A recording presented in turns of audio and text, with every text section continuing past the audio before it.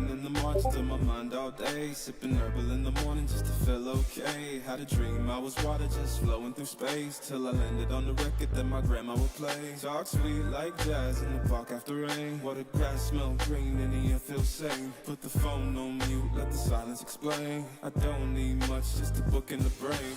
Used to chase things that were run from me.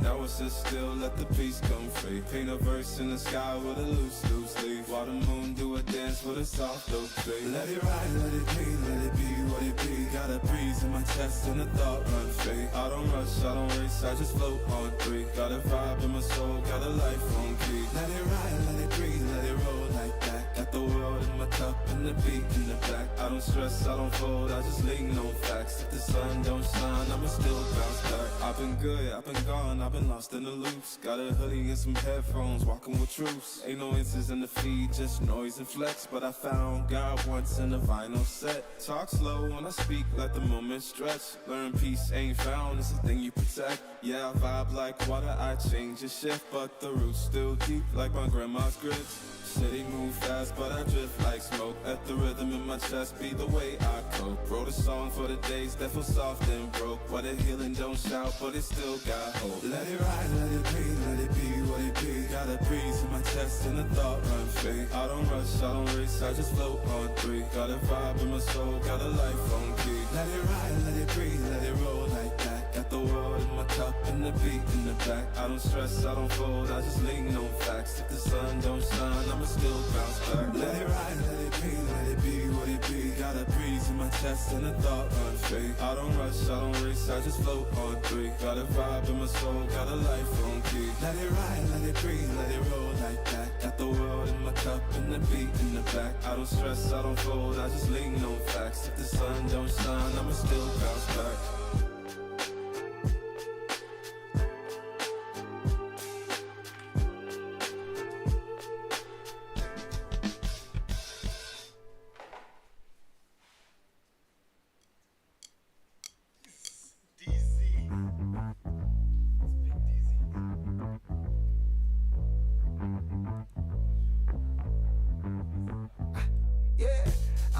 Fresh like the morning, mouth wide open like they yawning. Every time they see me, they in G-Shock. Homie, this is too far. Homie, I feel too alive. You can see me like Illuminati. You can see me like Illuminati. But I'm shining so bright, so bright. Don't come and try to share some of this light, no. Give me a beat and I control it like a maestro. Ladies on a mission, they be trying to get me wiped up. Shawty, wait a minute, can't tell if I like ya. Gotta make sure you know how to shake it like a bartender. Team with me and they all winners. And you know we ballin' all winter.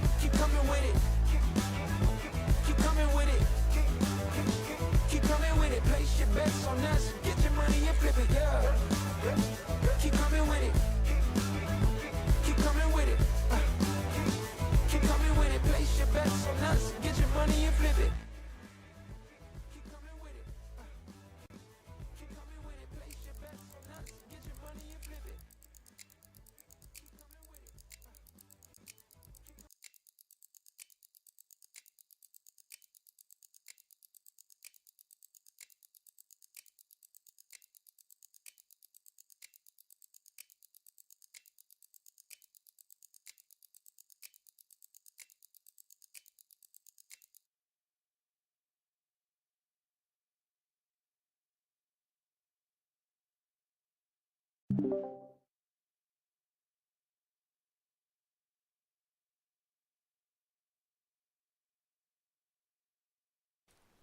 right, gang, we are live.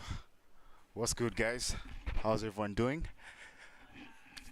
Thank you guys for coming through. This is our yet again Saturday Dev stream. I am joined by Aldrin. Desire is yellow again. I don't know why, but anyway, guys, that's good. How's everyone's weekend? How's everyone's Saturday morning? We're back today. We have a bit of a different test to things. Normally, we're looking at mostly things in Unreal, but I believe today it's Desire stepping in and now giving us a bit of a feel of what the back end looks like.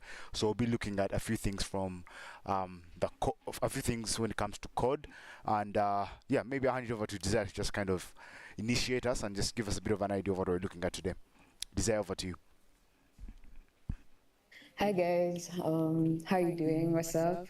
Today we shall be working on Verse, right? The programming language that enables us to customize some of the devices, some of the props, some of the things that we need to do that we don't want to use the normal provided events within the editor. Last week we were looking, Aldrin was taking us through how to just build things within UFN, how to use, did you use the outline panel? Did we use the outliner? Not as much. I want to make pretty structured just so you'll have to show us how that actually works. Yeah. So Yep. usually you can use the outline panel, but then now we shall be using code mostly to do most of the things. Yeah. Aldrin, do you want to say hi? Hi everyone. Good morning. This guy's hogged the spotlight. Today I'm not running the stream. Desire is going to be our tech. So if you have questions, do not hesitate. Actually, I encourage you to have as many questions as possible so we can keep her on her toes. Yeah, that's it. Please, Desire, take us. Maybe before Desire kicks off, just to give a bit of a shout out and also to look at who's in chat. Guys who are joining in, thank you for coming through. This is our official developer live stream. We run these every Saturday 10 a.m. and we get to take you behind the scenes of some of the projects we're working on. So really appreciate you guys for coming through. Those that are in the chat, those that are joining us for the first time, welcome to Arudem. We're a game development studio in Uganda, and yeah, today I think we're looking at something interesting, and like I mentioned earlier, we're really focused up on code. I think this is our third stream, and yeah, maybe it's an opportunity for us to. Desire has never hosted a stream before or taken us through a stream, so I'm kind of looking forward to what she has for us today. All right, Desire, back to you. Let's get it going. What do we have? Thanks, Aaron. So I think before we get into building, Okay. today I would like to show you something small.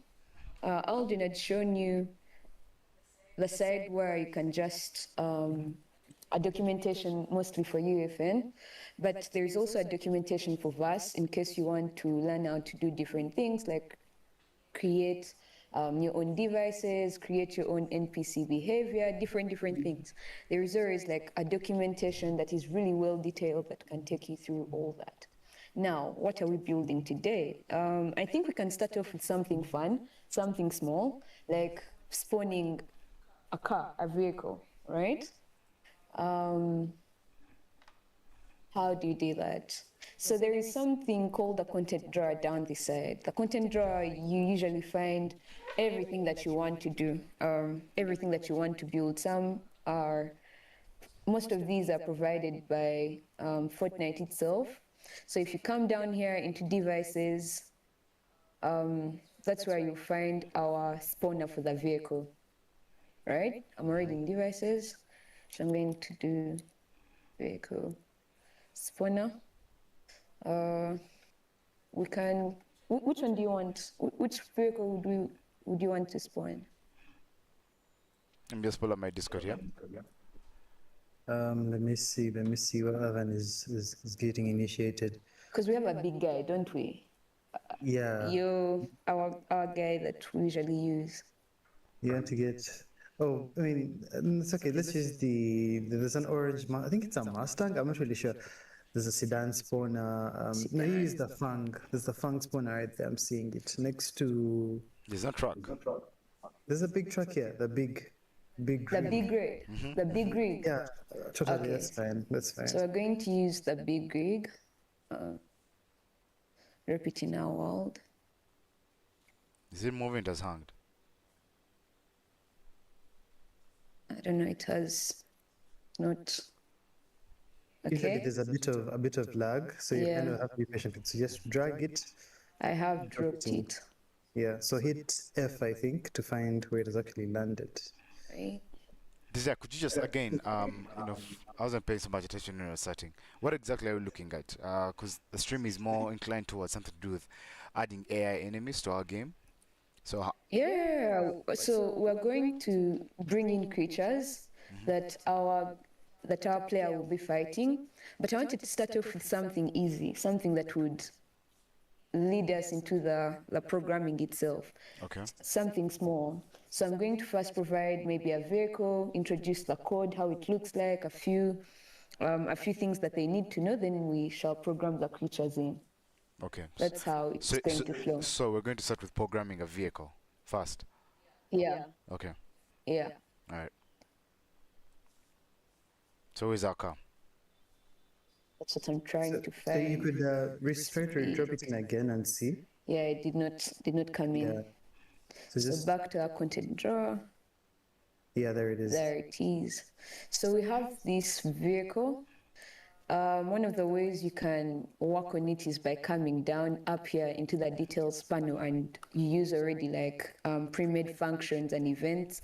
These are, it's like pre-made code that would make life easier. Should I say it like that? But then we want to customize it. We want to be able to spawn it with at a press of a button, right? So we have our vehicle spawner here. We're going to bring in a button so that if our player presses this button, this vehicle appears and they're able to drive it, right? So we're going to look for our button device as well. These devices enable you to customize all these things. So we shall put our button over there. Pull it out of the ground.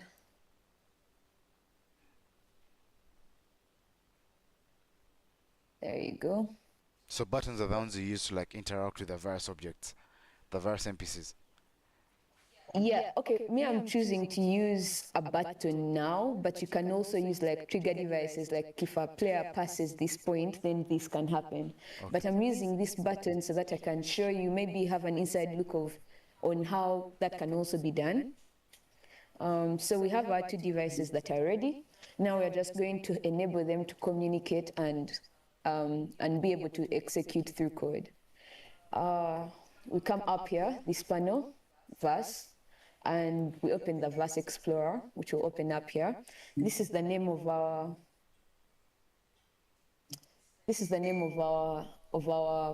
game, right? Okay. It's the asset build stream. We're going to create a new Verse file, the Verse device. We can call it Fun Ride. Moses, just check the audio and just make sure audio is okay. All right. Create.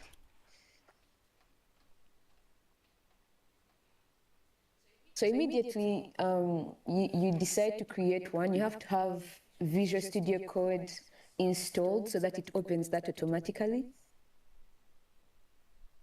That's where we shall be doing the code from. So UFN uses an editor called uses an IDE called Visual Studio Code to do the languages. It should open automatically.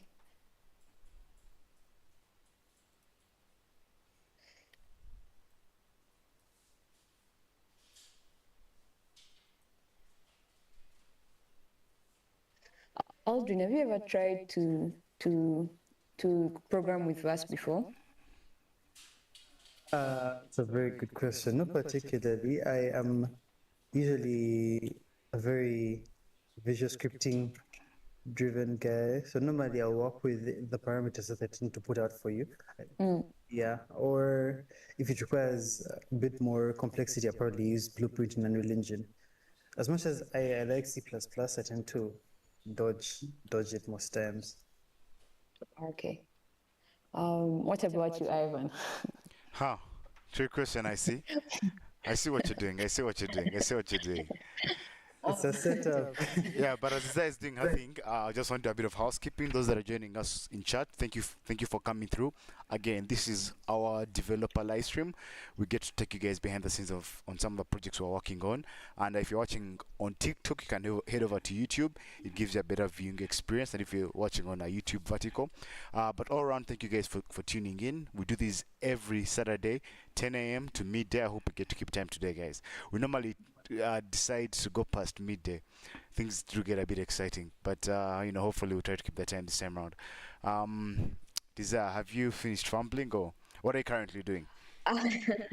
So we already put our devices within our map, right? Okay. We put in the car, we put in the button.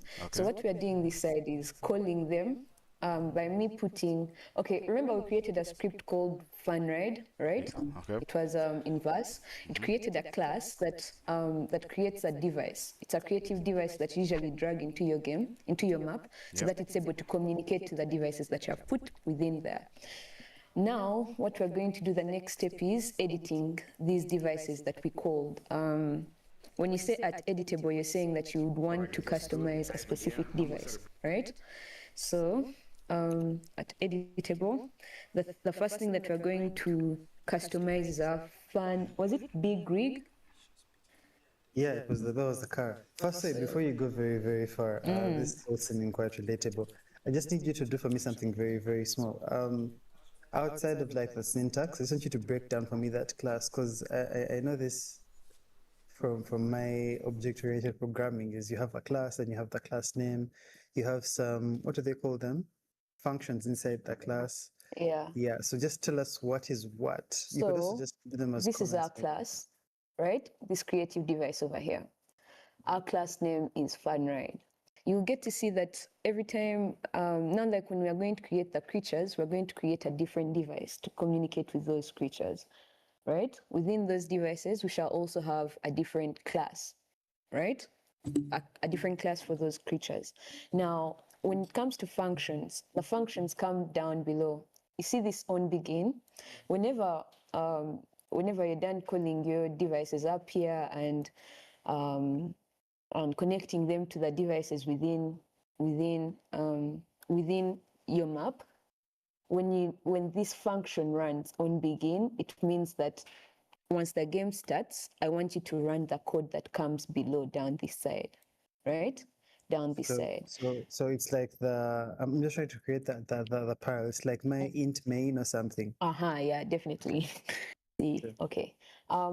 So even below here, you will see we shall get to create different functions.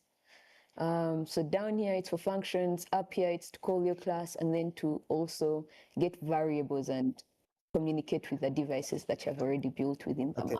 Okay. Firstly, before you even go any further, because I know there is class definitions. So what we're looking at as FunRide, is that like an instance of the creative device class, or it's a class definition of a whole new class that you're creating right now? It's a new class that I'm creating. Maybe the other thing that I haven't talked about are these. They're kind of like libraries. When you say using Fortnite devices, if we lack this, then we cannot really do anything with the devices.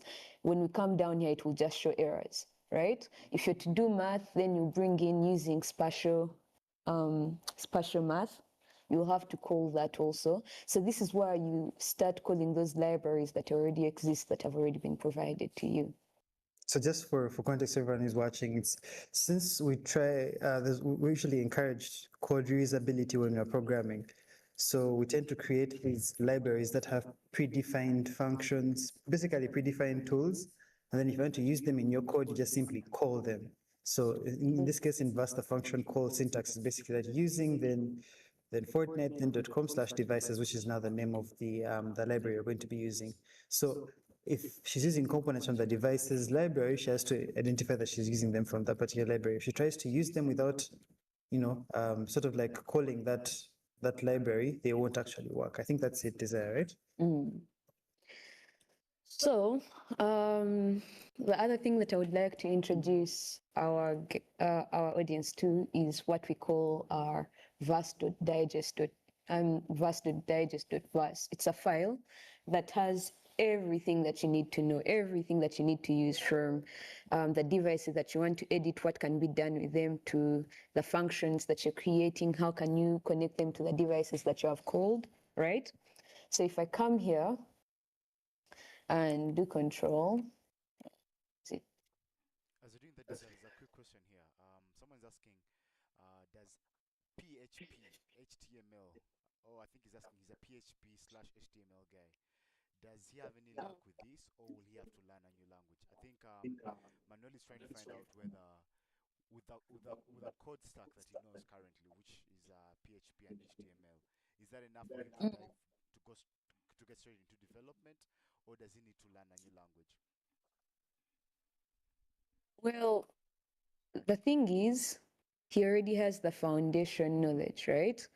I also didn't learn Verse. I just adopted it because it's similar to most of the languages that we already know. If you already know PHP, that means you know about functions, you know about classes, you know about, you might know a bit of object-oriented programming. So you just follow tutorials. Like the thing that I introduced you to at first, this documentation over here, they have some things that ease you into learning Verse. For example, this builder game, you can come here and choose to build any of these games, and they'll take you step by step from creating or dragging the props and everything you need to build into your map to actually bringing in and linking them with Verse down here. So it's an easy to learn language that has different resources that you can use to ease you in. Yeah. I hope that answers the question. Manuel, I hope that does it for you. There's someone, Black looks a bit confused. Black, if there's something that you may want to ask, please let us know. If you have any question, please do let me know, and we'll see how to address it. All right, Zia, back to you. Yeah, I'm trying to find the name of Big. Is it Big? So if you come into our, because we're going to visit our verse, this is the file. It has so many lines, as you can see. It's up to 3,218.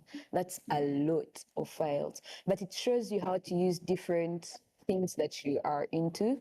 For example, we are trying to use our vehicle spawner to create a vehicle once it interacts with a button. So how do we find the code that goes with that? So you come here, you do Control F, and then our vehicle was Big Rig.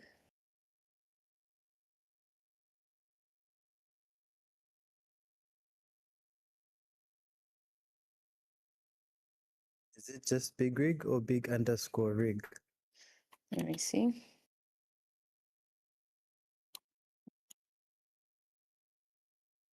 Let me first look for vehicle spanner. Mm-hmm. I'm seeing one of one. What does it look like? Documentation. Yeah. Why not?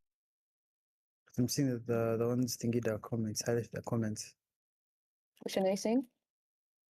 You see the one that's One of highlighted on the one. screen? Yeah, one of one. That one. That's the one that's on the screen right now. No, it should be able to bring more.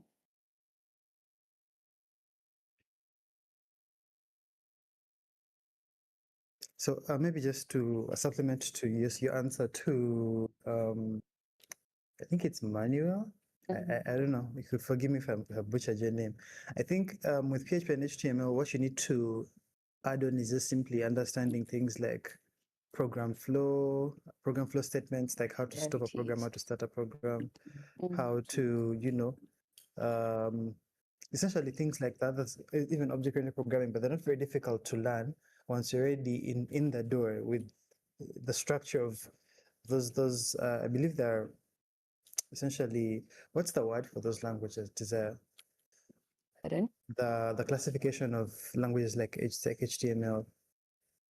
I think it's When you say classification, you yeah, mean because that like high, where you say that no, this is a not high like level language? I mean, yeah, but there's a particular name for them. Of course, definitely PHP. Those are definitely high level language. Let me just look it up as you find your big Greek and you take us. I have actually found it. It's the big Greek device over here. Oh, it had like a bunch of different underscores. Yeah. Okay. No, okay. When you call vehicle spawner, because they're spawner, there are two. There is the vehicle spawner, which is the parent. Then under that, it has different children. Because we saw different vehicles when we come to UFN, and you'd say you want a vehicle, right? There are all these. So vehicle spawner is the parent.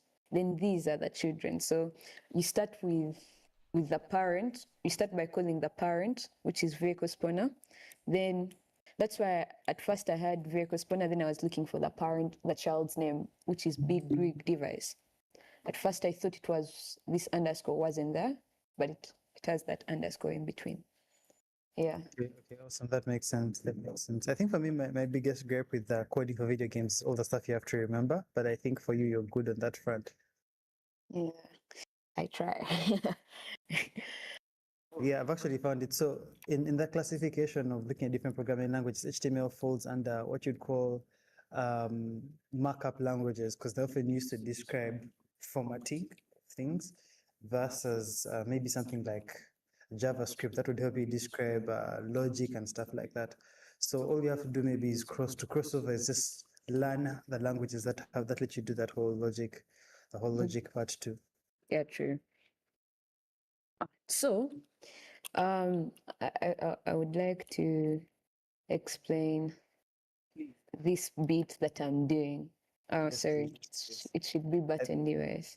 I think you might as well go back to the top to editable, because now me as the student here, I am, as much as I am not causing myself to get lost, I'm getting lost. So it's pretty easy. We said that when we use at editable, we are trying to edit these devices that we have put within our map, right? So this is a variable. Variables are like holders, like names that hold. Oh my days! You didn't tell me my spelling was wrong. Is my spelling wrong? Uh, How do you spell vehicle? it's vehicle. That's all you should know. That looks wrong. You know those words that you spell and they just look like. Yeah. Okay. Isn't vehicle like a reserved word? A reserved word? What do you mean?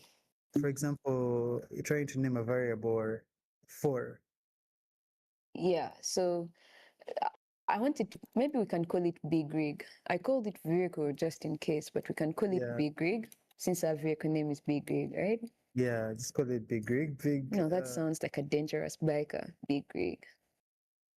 I mean, So we have big rig. This is our variable name, right?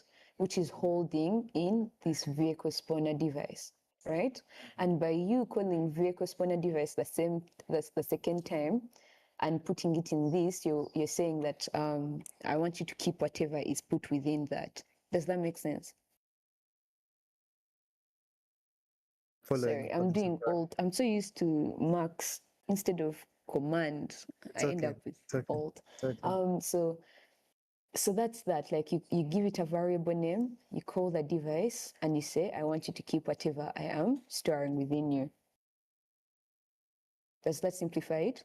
Yeah, I think that kind of helps. That kind of helps us following along. Okay, you can continue. So we're going to save. Save is controlling S, right? Control S. Yes, Mac user. Yes, it is contract. Hard.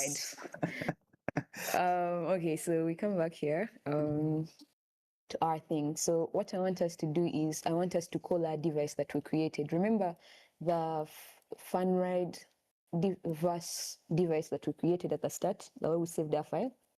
Yes, I remember us creating that. Okay, so we're going to drag it into this level of ours, right? Yeah, I've lost my vehicles. I Okay, think there you are. Okay, so you we're can going. always just select and then hit F and then you have to get it. Okay. You know my Aldrin's like my guru master or something like that.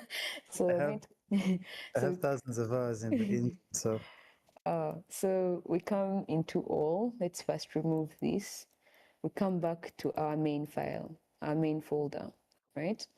if I come here, remember we saved our verse code, the other side that we have created. You come down here and you say build verse code. A short form for that is Control Shift B. You building it.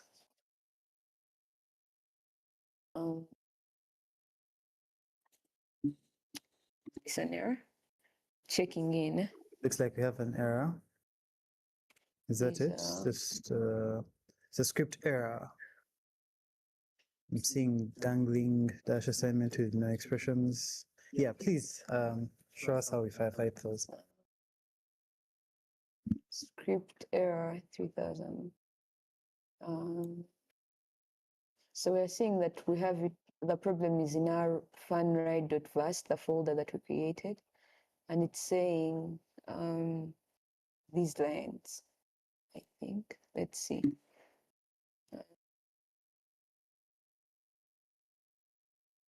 Let's open it up and see what it's saying. Oh, down here. Let's put some brackets. It's because this function was empty. It needs to have some bit, maybe brackets or something, or code. I think at the start when we opened it, you saw that they even had a placeholder of an addition int kind of thing of print 4 + 4, something like that. Yeah. So now that that is done, we shall save again. I'd like to also ask, when we're using vanilla Unreal, we often try to have, I don't know if it's a technique you also use as a programmer, where you rely heavily on like print statements, whereby for every function you put like a small print statement to make sure that in case it runs, I get a print statement coming. Is that something you also do here? Is there a console we can actually see that output come from, or to Yeah, verify usually activities? when you run Fortnite, you can see that, but I haven't been using that yet. I think I should adopt it because sometimes when I run into errors, I'm like, I just firefight, take a pause, go breathe in, touch grass, and then I come back. Yeah, I think it's a good method because now if you have like different blocks of code and you want to know exactly where the failure is coming from, you just have a bunch of print statements. And then whatever print statement runs or doesn't run gives you kind of like a clue as to what exactly is or is not working. Yeah. So we're now going to first check in changes. I think it has been a while since we checked in changes on this map because it's even showing 2 errors encountered. Are there errors or conflicts? Missing this change list. Deletion fails. Refreshed. Button level. Big rig. That looks like the new stuff. That's the new Yeah, stuff. that's the new one. So let us first push whatever we have. Checking in, the description usually reminds you of what you did at that stage. So it's very important that you put something close to what you did, right? So me, I'm putting the added button, the big rig, and the verse file, so that if I'm troubleshooting later on, I know where to start from. Maybe I can put some context for those who are watching. So by default, UEFN is a very collaborative platform. I think even with vanilla Unreal, you can also kind of have that functionality set up with Paphos. It can be like how different programmers use GitHub or other repositories to like keep track of their projects development at the same time. So with UEFN, we can have a team, and the team can have like different members, and they can all make contributions.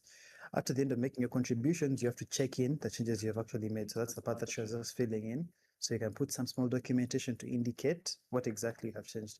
Usually I'm a lot more thorough. So it depends on what I'm doing, but put exactly what you've actually changed, and then you push that change. So then at the end of the day, when all the collaborators on a particular project have pushed their changes, sometimes you may find conflicts. So there's a conflict resolution page where you can actually see, okay, Desire pushed this and Aldrin pushed this, and these two things are conflicting. So which one do we get to keep? The program asks you. Yeah. Desire, how we go? Have you managed to push the changes? Yeah, and then I compiled my code over here. Why is the track Control still blue, Shift. Desire? Because it's like a placeholder. It hasn't yet spawned yet. It hasn't yet appeared. When you we want that when you push this button, then you'll see a red track that actually exists within your map. So I believe that's going to happen when we're running the session already, right? Yes. But right now, I want to connect this to the verse file that I've just created. Yeah. Okay. Maybe one other thing that I think would benefit someone who's watching at home is a definition of devices, because I've been saying everything you said devices, and I was expecting like a gadget. But first, how do the devices connect to the experience in game? How do they make programming a bit easier? And what do they represent? Maybe what I can do for you is maybe the way I was explaining it is a little bit over the, like just the top bit, getting the top bit. So maybe what I can do is search for devices over here in our documentation, and then you see what that says.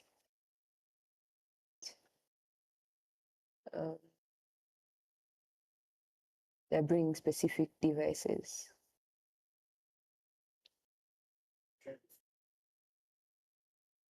You're looking at the definition of devices, yeah? Yeah. Okay. So, yes.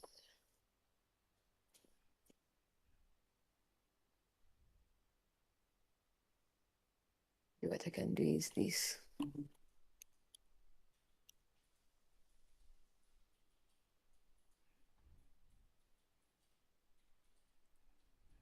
I saw the suggestion of what are human rights. Desire, what have you been looking into recently? Pardon? When you were typing that the prediction of Google said what are human rights.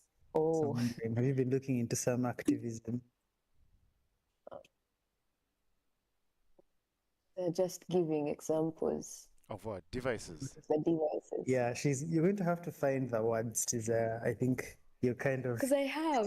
Okay, so whenever you want to do a specific thing, for example, have a conversation within UFN, there is a device for that, right? First, go with me. Go with me. First, Okay. follow Okay. me. Follow Whenever you along. want to do So there's something in UEFN, there's a device for it. yeah, there is always like a device. If you want to set traps, there are trap devices that you can customize, right? Tweak around and use them with either code or the outliner that we showed. These devices enable you to have like explosives that are okay, they are explosives within game, but they enable you to customize those explosives. Yeah, Aldrin is giving me that face of I don't think you're Yeah, explaining no, it I'm that not way. buying it because your definition contains a definition. You know, when I ask Yeah. you, what is a goat? So a goat is a God. goat. Okay, let's see. Yeah, bro. Yeah, Okay, let's see. that's English class 101. Hmm? Okay, no, it's because some of these things, okay, you know, when you understand something in a way, it's hard to explain it if you just got it and went along with it. I don't know how to explain it, Yeah, guys. I swear. okay. Excuses. I know. And see, they're not even explaining. We're not finding any explanation. From what I gather is There's AI. There's AI. Come on. but the AI Outlook has actually betrayed her also. Yeah, But the thing is, I think from what you're trying to say is that devices let us access extra functionality, right? So that's it's, what I was saying. but you didn't say that. Okay. Anyway, devices let us like access extra functionality of objects within UEFN. So let's say you have a character, you have a conversation with them. There's a device that so there's a not the exact same thing as you. There is a bit of code bundled together that lets you access that functionality. So Yeah. you link that code with the different actors. We like to call them actors in game, and then it makes sure they can actually interact in a customizable way. So in your crutch, please use that crutch Desire. Okay, thank you, sir. Like I said, he's my guru, guys. My guru. So Didi. you should give context to that, by the way. People might take it wrong. Oh, my bad. Very interesting nickname. So we created our VAS device, right?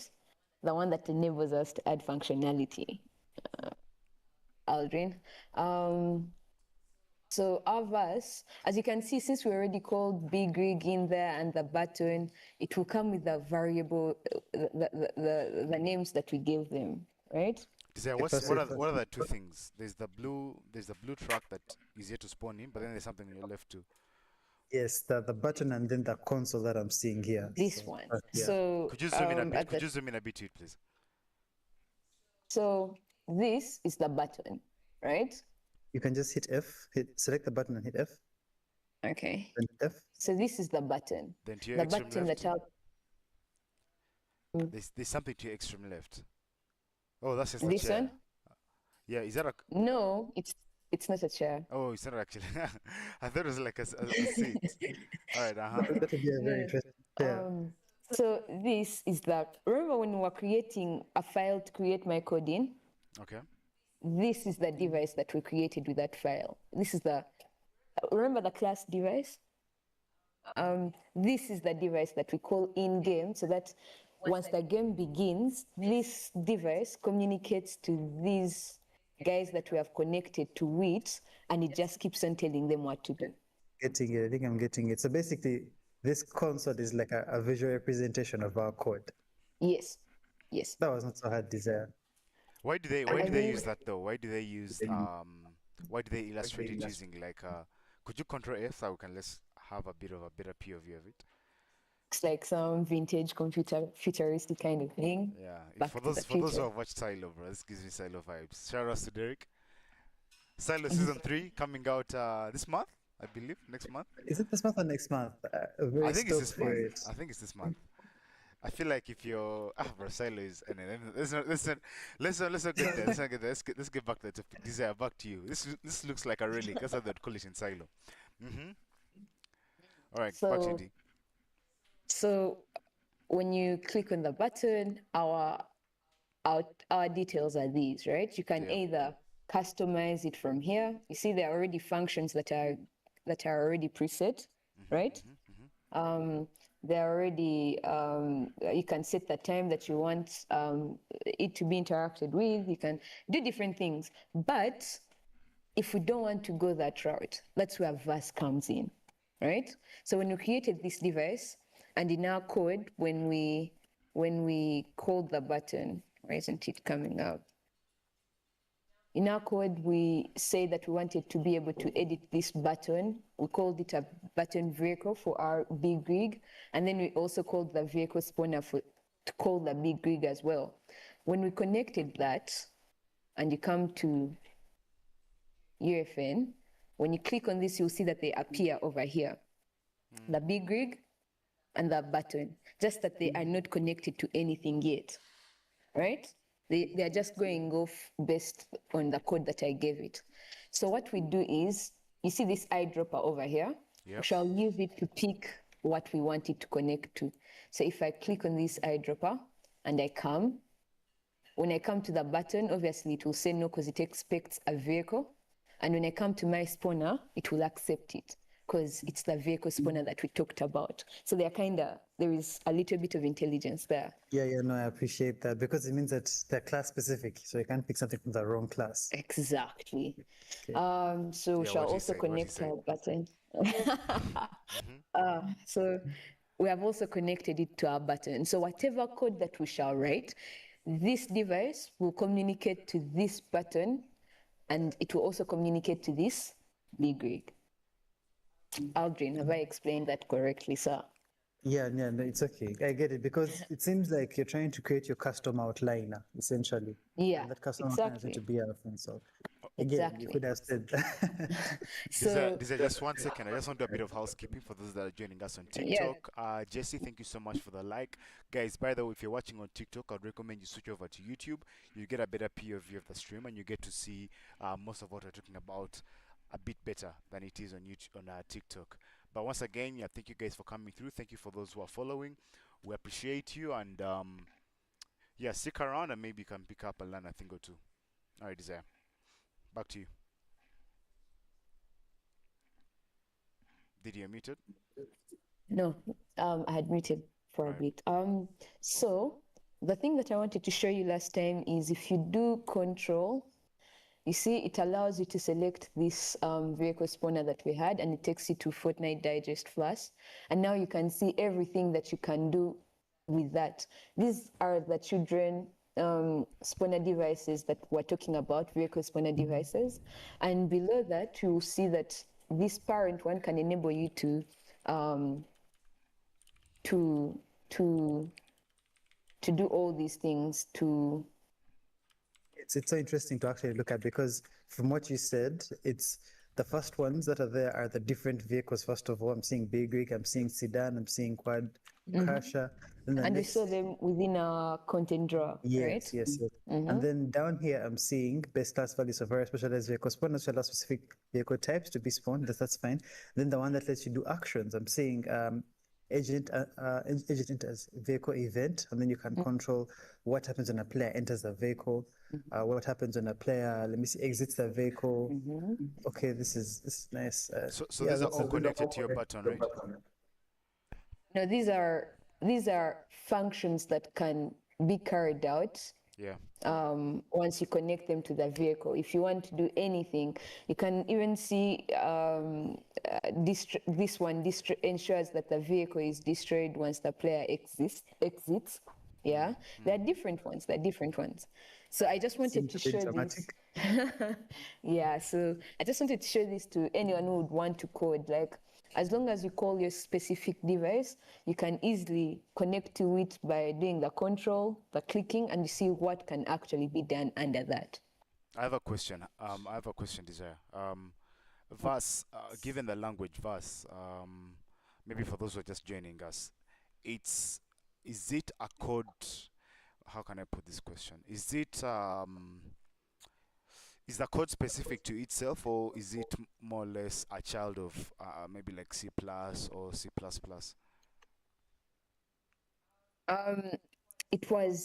It's kind of like, I would use derived. Wouldn't you use derived? Yeah, I think that's a Yeah, good word. kind of like derived from C++. Okay. It has similar writings. Could you Yeah, the put it in better? syntax. Syntax. You're going to pay me to be your vocabulary. Desire. No, you see, As Desire is the getting our point. words together, I just want to give a shout out to the people in chat. There's a big debate coming around, which is really off topic, guys. Let's stay on topic. For those that are asking about PUBG, guys, I don't know, PUBG, Call of Duty. I think I'll go for Call of Duty. We're Call of Duty main channel here, so I don't know if is PUBG still a game. Derek is actually asking. Shout out to the PUBG players out there. Daddy, we see you. Thank you so much for the comment. And those that are tuning in on TikTok, thank you guys for coming through. This is our developer live stream. We get to take you guys behind the scenes on some of the games we're working on. Is it on, off? But yeah, we kind of give you guys a bit of perspective when it comes to some of the games and projects we're working on. Right now, Desire is taking us through code, which I know is a bit boring because there's so much math going on. But guys, just try to stick along. And if you feel like it's kind of not your vibe, there are two other streams that we did the past 2 weekends, which were more, I would say, visual friendly. Alvin, you called it visual. What did you call it? I don't remember what I called it, but I'm pretty sure I said they're more visually appealing, I guess. I think about coding live streams is that they're for the choir. You're preaching to the choir, they're for the choir. So if someone who's doing software is watching this, they're just having a time of their lives. All right, guys. Delta Force, guys. I really see you, and I would want to read your comments, but I don't want to deter Desire from what she's running us through, and maybe I don't know, Desire, is that way we can expedite the process such that we can get to looking at the code function, looking at the code work, because I think people are coming in and they're asking so much about the games. They want to see some bit of action. Okay. Well, what I'm doing is actually like a bit of the last steps before we get into, before we run and launch a session and see how it will work out. Because now I'm creating a function that will enable them to communicate. Could you quickly go back to UEFN when it comes to the what do you call it, the map view? Is it the top down? First go back and you see. Hold on, just a bit. Where our track is. Okay. She is locked in. She's still locked in. Too locked in for us. Let me just. Yeah, so Okay. I think I would want those that are just joining us to get a bit of an idea of what we're working on. So if we just quickly run us through where we've come from, what we've managed to input, and exactly what we're trying to do, because I think this is an AI specific stream. I haven't heard the AI terminology being used there, so I don't know, when's that coming out. But maybe just give us a bit of a rundown of what we're looking at, what you're trying to write code for, and what are the expectations once you're done writing the code. Okay. Okay. So we had decided to start small. We had decided to spawn a vehicle in game so that our player can ride around our map, right? And in order to do that, we said that we're going to bring in this button so that once they click this button, the vehicle is spawned. It's spawned and they can be able to drive it around. But the thing was, we need to create code to enable these two to communicate, to know that when the button is pressed, this comes around. And in order to do that, we created a VAS file, more of a device, but we shall call it a file, that created this device where we have been coding from. So that's representing our code basically. Okay, Yes. all right. So this enables the code to communicate to this button, communicate to this track. Okay, all right, all right. Back to the code. Guys, if you're watching on TikTok, you can head over to YouTube if you want a better viewing experience. We're also live there, Arudem Gaming, same handle throughout. Link is in the description in case you guys would want a direct link to our YouTube. I believe it's a better place to watch given some of the detail, especially that given the fact that this is a more code-based stream. So you may not be able to see the tiny details, but I believe on YouTube you should be able to. And once again, thank you for joining us. We're live every Saturday 10 a.m. Giving guys a bit of a feel of what game development looks like for us. Okay, All right. so the code is done. What have I done? What I did was, the first step was, after the game begins, this function enables, this line of code enables us to tell the device that when the game starts, Spawn right? this in. Yeah, I want you to communicate to this button that once it's pressed, it brings up Big Rig.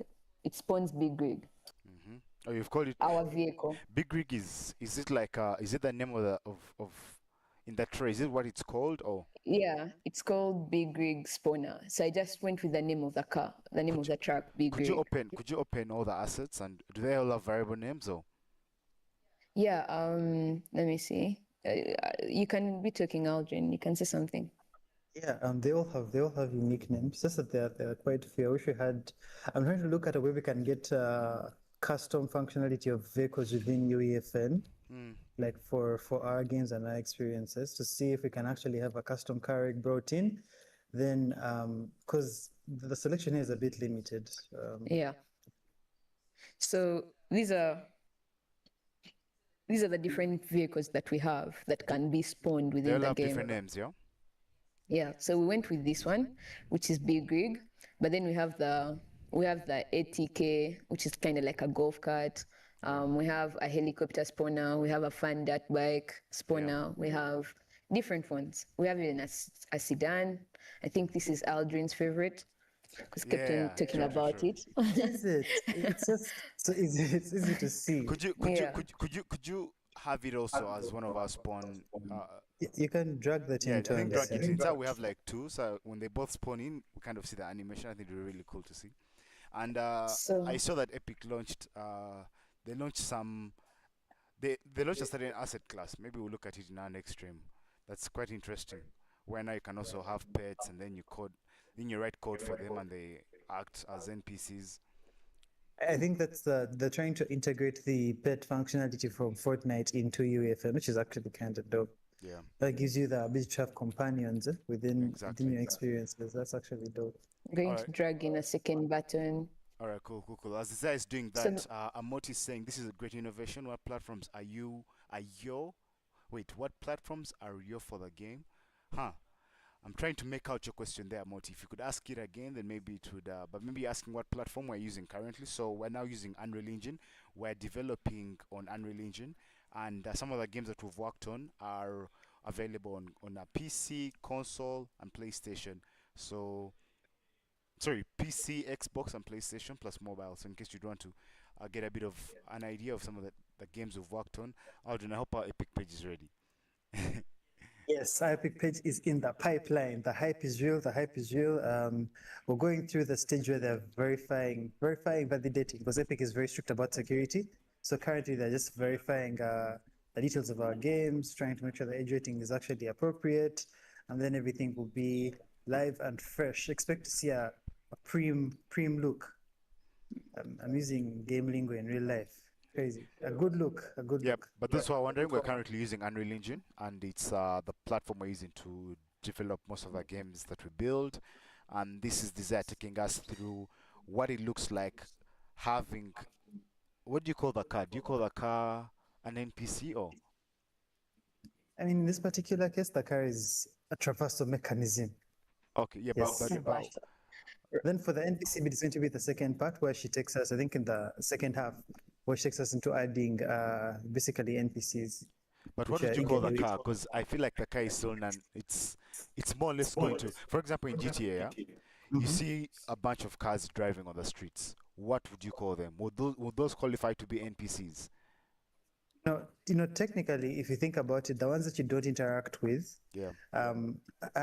would be NPCs. But if it's a game as open as GTA, you can interact with most vehicles, Okay, right? yeah, true. So they'll technically be playable, yeah. So that's a bit different. What about those that are not? Like maybe in Forza. The enemy, this now would be enemy AI. That would be, yeah, Okay. that's definitely, yeah, it's definitely that. That'd be like NPC behavior. Technically, yeah, technically. Actually, it isn't because you can't, by definition, you can't play them. They're non-player characters. All right. Yeah. Okay, Desire, take us through. So the beauty about functions is you can reuse them. Wait. When I talk and code, it's like my hands don't communicate properly. I was excited to see this, you coding in real time. Okay, now I can talk. So basically, what I did, I think, had I explained it? With the No, you blocks of haven't function? finished explaining what your main loop is. So we have two buttons now and two vehicles. One is a sedan, one is a big rig, right? So the steps for the sedan, these steps are the same. You say at edit table, you want to edit this, then you give it a variable name, and so that you can call it down here later and within your code, and you can give it what to do. Then you tell it the spawner device that you're going to use. This is the vehicle spawner, our parent, and sedan device, our child, and where it will be stored. And then down here, what I did was I assigned each button. So we have button vehicle for the big rig. I said that once it's interacted with, it should listen and then spawn big rig, right? Then our button 2, once it's interacted with, it should listen and then spawn. Let me change this to. I'm wondering what that error would look like. It would spawn. Oh yeah, it would be so bad. What did you do? Essentially, both the buttons are calling the exact same big rig. So imagining you press it the first time and big rig appears, Yeah. and you press it the second time and your computer explodes. Oh my So god. when it's pressed, it will enable this dot enable. It means it should spawn, right? It should enable sedan. So let's save that. For me, I'm satisfied with that code. I think I'd just like to see another session running. So Yeah, that's where we're going now. okay. All right, So- Desire, before you do that, I want to do a bit of housekeeping. Maybe you guys can meet yourself just to check who's in the chat. Derek is saying lock in. Derek, man, if you could pass us some Red Bulls, I think would definitely lock in for another hour or two. Those pet companions in Fortnite are useless. I mean, they are, but they look good too. I mean, they add to the visual appeal of the game. So I believe for me, it's There's a someone go. to keep you company while you get cooked. Sure, bro. And man, that's Dero's usual, man. Never clutching up, just always getting cooked. Wicked Vulture is saying, what logic are you using for the car? Raycast or inbuilt vehicle mechanics? Desire, could you take that? Maybe Aldrin? Yeah, so I think I saw the question earlier. He's asking what technology we're using for the cars, and I believe we're using the built-in methods actually available, not Raycast. All right, cool. And Ace Gamer is asking now, perhaps with companions, ain't it? That must be Cedric. That must be Cedric. Aldrin, I missed your reply. Sorry, I got a bit distracted. Cedric's banner. Oh, I was saying that for the cars, we're using the inbuilt vehicle mechanics because they're usually quite balanced already and they're already fleshed out. As you'll see when she does the playtest, because the moment they spawn, you can actually drive them around. Everything just mostly just works. Yeah. Okay. All right. I hope Wicked Vulture, in case that has answered. If not, please let me know, and Aldrin can take that again. We're having a bit of activity on TikTok, so I'll just jump over there and see what you guys are doing. Those that are following, those that are liking, we really appreciate you guys. Thank you for tuning in. This is our developer live stream. Welcome to Arudem. We're a game development studio here in Uganda, and we do quite a lot around within the gaming industry. We have content, game development, and I've also done some bit of work within the esports realm. So yeah, I really appreciate you guys for tuning in. And someone is asking about the games. I believe Amoti, Aldrin, do we have the Epic link? Is that Epic? Could you just send me the Epic link so that I can put it in the chat, and those that would want to check our games out. We're also working on our layout, so down the road you'll be able to see most of our games and you'll be able to access them directly. Most of the projects we've been taking on have been commercial, so you find that we've been doing more commissions than in-house projects. But going into this year, we've decided to also come up with an in-house project, our own internal IP that we're trying to build out. So that's something that we'll be building along with you during such streams, and you'll be able to keep up with it through some of our social media content that we shall soon be sharing. But for now, what I'll do, I'll just send a link in the chat where you guys can be able to see some of the work that we've done and where it's being used. Someone says, but still in GTA you can make them uninteractable and can't use them unless vehicles are allowed, modified, or maybe already modified. Yeah, I think his Ank is maybe looking at it from the perspective of the GTA custom servers. I believe if that's the context when you're looking at it, then yeah, 100%. Those that are anticipating GTA 6 coming out later this year, one of the things that I'm really excited about is the speculation that GTA will have a more open source approach towards gaming, and most of the players will be able to create their own custom experiences. In the past, it's been linked to a few particular platforms and a few particular studios, but I believe Rockstar is coming out with a model whereby creators can now create on top of the Rockstar universe. So that's something interesting and something we're really excited for here. Would love to see how best can we utilize the GTA ecosystem and also get to build our own custom experiences, our own custom games, utilizing some of the assets and the general Rockstar marketplace. So that's something exciting, and I hope it's something that pans out, and I'll be definitely looking forward to it. So yeah, those that are looking for the titles we've worked on, please, I'm soon sharing the link, so just keep an eye out for that. Daniel Bill Games too. Yeah, we're currently, I don't know, Mark, are you a developer? Please let us know. What games are you making? Right now we're working on a particular NPC behavior, and because NPCs have what you'd call predictable behavior, it has to have a level of code to it. Obviously, with AI coming in, you might find that most NPCs are now reacting to the environment and also reacting to the whatever human character is behind it. So that's something that I believe is important to note. Audrey, are you on TikTok? I just want you to take some of these questions as I take this call. Let me check out TikTok. Site opens and makes noise for everyone. Okay. Okay, checking out your questions. Wow. Okay, my TikTok is literally blowing up. So much activity here. Okay. So excited to see build a GTA 6. Someone is saying, I'm a developer of Ugandan devs and have spirit to collaborate and focus on big projects. Honestly, I'll tell you, as for trying to build a studio from the ground up, it's a mix of picking your battles. That's why you find that we're working on the platform we're actually working on, because as much as we all want to build very large projects, they have to be sustainable at the end of the day. So for us, we're looking at not necessarily quick execution, but like execution that actually ships directly. So we all know that we can see our efforts reflect in maybe a year or so, because game development really takes a long time. It takes a long time. So what I recommend normally in that case is just simply finding a very sustainable platform for that. Are there more questions that I'm not seeing? Could I maybe jump in there? Because someone is I believe PUBG Mobile Fans is asking, most developers don't have that collaborative spirit.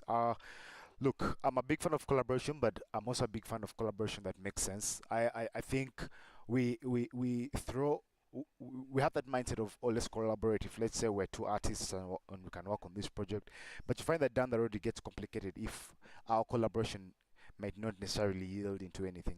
So it's important that when we're coming on to collaborate, we've really thought about it, and it's collaboration that's going to lead to a particular result. So it's something I'm aggressively big on, and just making sure you're not just collaborating for the sake of collaborating, but you're collaborating with a level of intentionality. And I think it's important for us to take note of as we, get into the collaboration space. Aldrin, I believe you've also interacted with a bunch of artists, and you've also been invited to collaborate in various projects. What would be your take on collaboration generally within the creative industry? Honestly, I feel like collaboration has to be a very intentional endeavor, essentially, because I have artwork that I put out and someone else has to work with you, and you find that there's going to be maybe a certain expectation that everyone has that doesn't necessarily go documented or essentially expressed. So I think in terms of collaboration, it's if you want to work with another dev on something, it's very important that you guys actually figure out the scope of what you're actually working on. After figuring out that scope, divide that work as explicitly as possible, whereby everyone knows what their defined roles are in this particular collaboration. This prevents conflicts down the line of, oh, you were supposed to do this, but you did not, or why wasn't this talked about, or this thing has been left hanging. And also, I think as a creative, we all want to collaborate, but it comes down to engaging in projects that you also find interesting. So, for example, someone approaches me with something for a collaboration that is outside of what I find interesting, what I find motivating, it's very difficult for me to actually follow through with a particular effort. So someone said it's picky collaboration. Yeah. So yeah, definitely no random collaboration. It's picky collaboration, but like it's making sure that it actually works and you guys are actually a good fit to collaborate together. Because if you take on everything that comes your way, you find that you get swamped as a creative. And if you get swamped, you're doing things in a rush, you end up not delivering to the quality that you normally like to deliver to. So someone is saying, with Epic Games, what is the most difficult technical problem your team has solved recently? We used to have a lot of trouble around changes, because when we began using this particular platform, it has that whole versioning built in. So you find that there will be conflicts across different users. Let's say different developers have different conflicts, and then you're trying to like merge them. You end up undoing someone else's work. So there's a time when I think when working on Gene Dash, that was kind of an issue where we lost a bunch of progress. Someone actually spent I think it was a whole week working without pushing changes, and then they lost that work. And then we had to figure out of saying, okay, let's create a part, and then just to actually continuously submit what we are working on without having those conflicts. But generally speaking, as far as the Epic platform is concerned, if you're working with UEFN and also Unreal Engine, you find that there's a lot of support that's given to you. The engine has become so popular now that Aldrin, you're a bit muted. One sec. Yeah, say again. Say again, you're lost. Is it okay now? Okay. Okay, so someone was asking what kind of technical challenges you actually had working with Epic's team, with Epic's platform, and I was saying Epic's platform is actually quite relatively polished, yeah. And most of the technical challenges you'll experience will be garbage in, garbage out challenges, whereby someone has made a mistake somewhere and you guys are now working to solve it. For example, we had that version control issue where okay, Design is about to do some magic here. Design. Go back to the screen.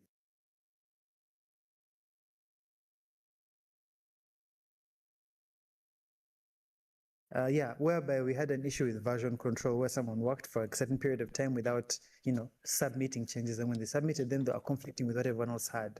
And then there was a loss of work somewhere. So you find that the challenges we have are usually challenges of experience of you use this platform for the first time and you have to learn all these new different things. But for the platform itself, there's a lot of support out there. For example, the documentation for UEFN is quite thorough. It's the same as the documentation for Unreal Engine itself. If you have any kind of problem, that is not, sometimes when you need to have a system, you can actually manufacture problems that even the developers themselves wouldn't have foresought. But Ideally, it's I wouldn't say it's foolproof. I'd say there's a steep learning curve, but the majority of challenges you'll encounter will be self-inflicted. And if they are not, develop the Epic team and also the creators have actually come together to solve those problems before. Would you collaborate to build a 5M server with no rush that can use to someone? I think maybe this is something that Evan is very passionate about. Passionate. And Ank, I told you Yeah, jump on a call, but you never came through, bro. I don't know what's going on, man. I was waiting on your call. But wow, there's a lot to like comment on. Desire, was there anything you're telling me? Oh, we're good? No, we're good. All right, cool, cool, cool. So let me just do a bit of housekeeping because the chats are coming in quick. For those that are wondering, we're also live on live on two other platforms. Oh, we're live on two platforms, which is YouTube and TikTok. So if if you're watching on TikTok and you kind of want a better viewing experience, you can hop over to YouTube. We also have a bit of a chat there, so I'd want to take some of these questions and make sure that we've replied to everyone. I'll start with Danze. Danze here, and I believe Danze is, I would say, one of our would-be clients who sent a proposal over to him and his team over at Miraki. And, we're hoping that this is a project that we get to work on. And I believe, Danze, if at all you're looking for any confidence in our product, this is us building in public, so you can get a bit of an idea what it takes for us to come up with some of the projects that we're coming up with. And this also gives you, if hopefully Meraki gives us the confidence, to be good for us also build it in public, and maybe the subsequent streams will be able to build the game proposal we had for Meraki and build it on such a live stream, which I think would make sense, and it will kind of give more value to the community and those who are watching. So I'll just look at a few comments too here before I give the mic back to Desire.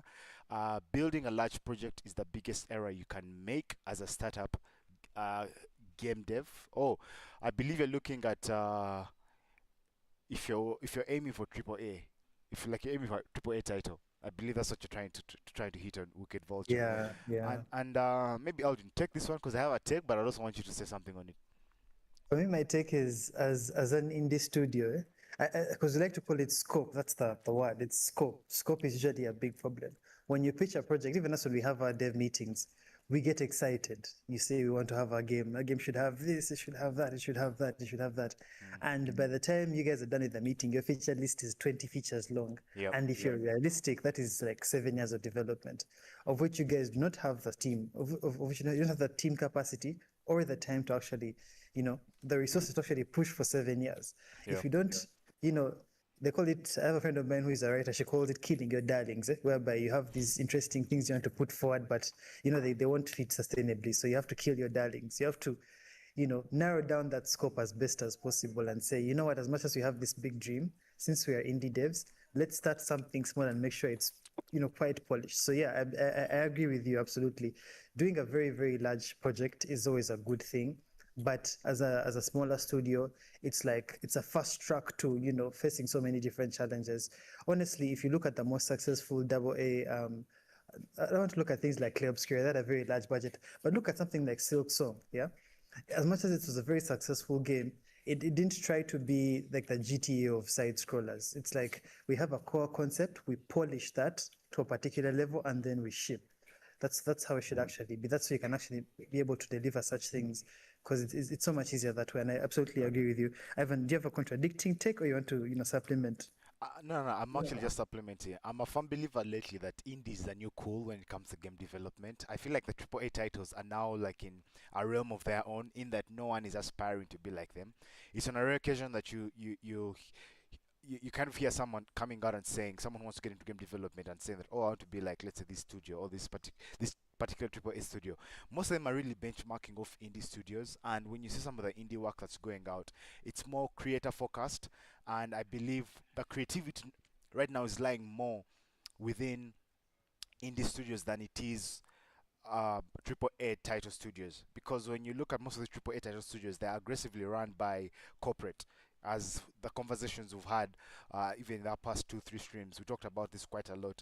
You find that now most of these triple A studios are the creative has kind of been put aside, and it's now more on more for corporate, and it's kind of most of the efforts are pivoted towards what's best for business, and making sure that the lights are on and profit margins are hit for some of the shareholders and the board and all that.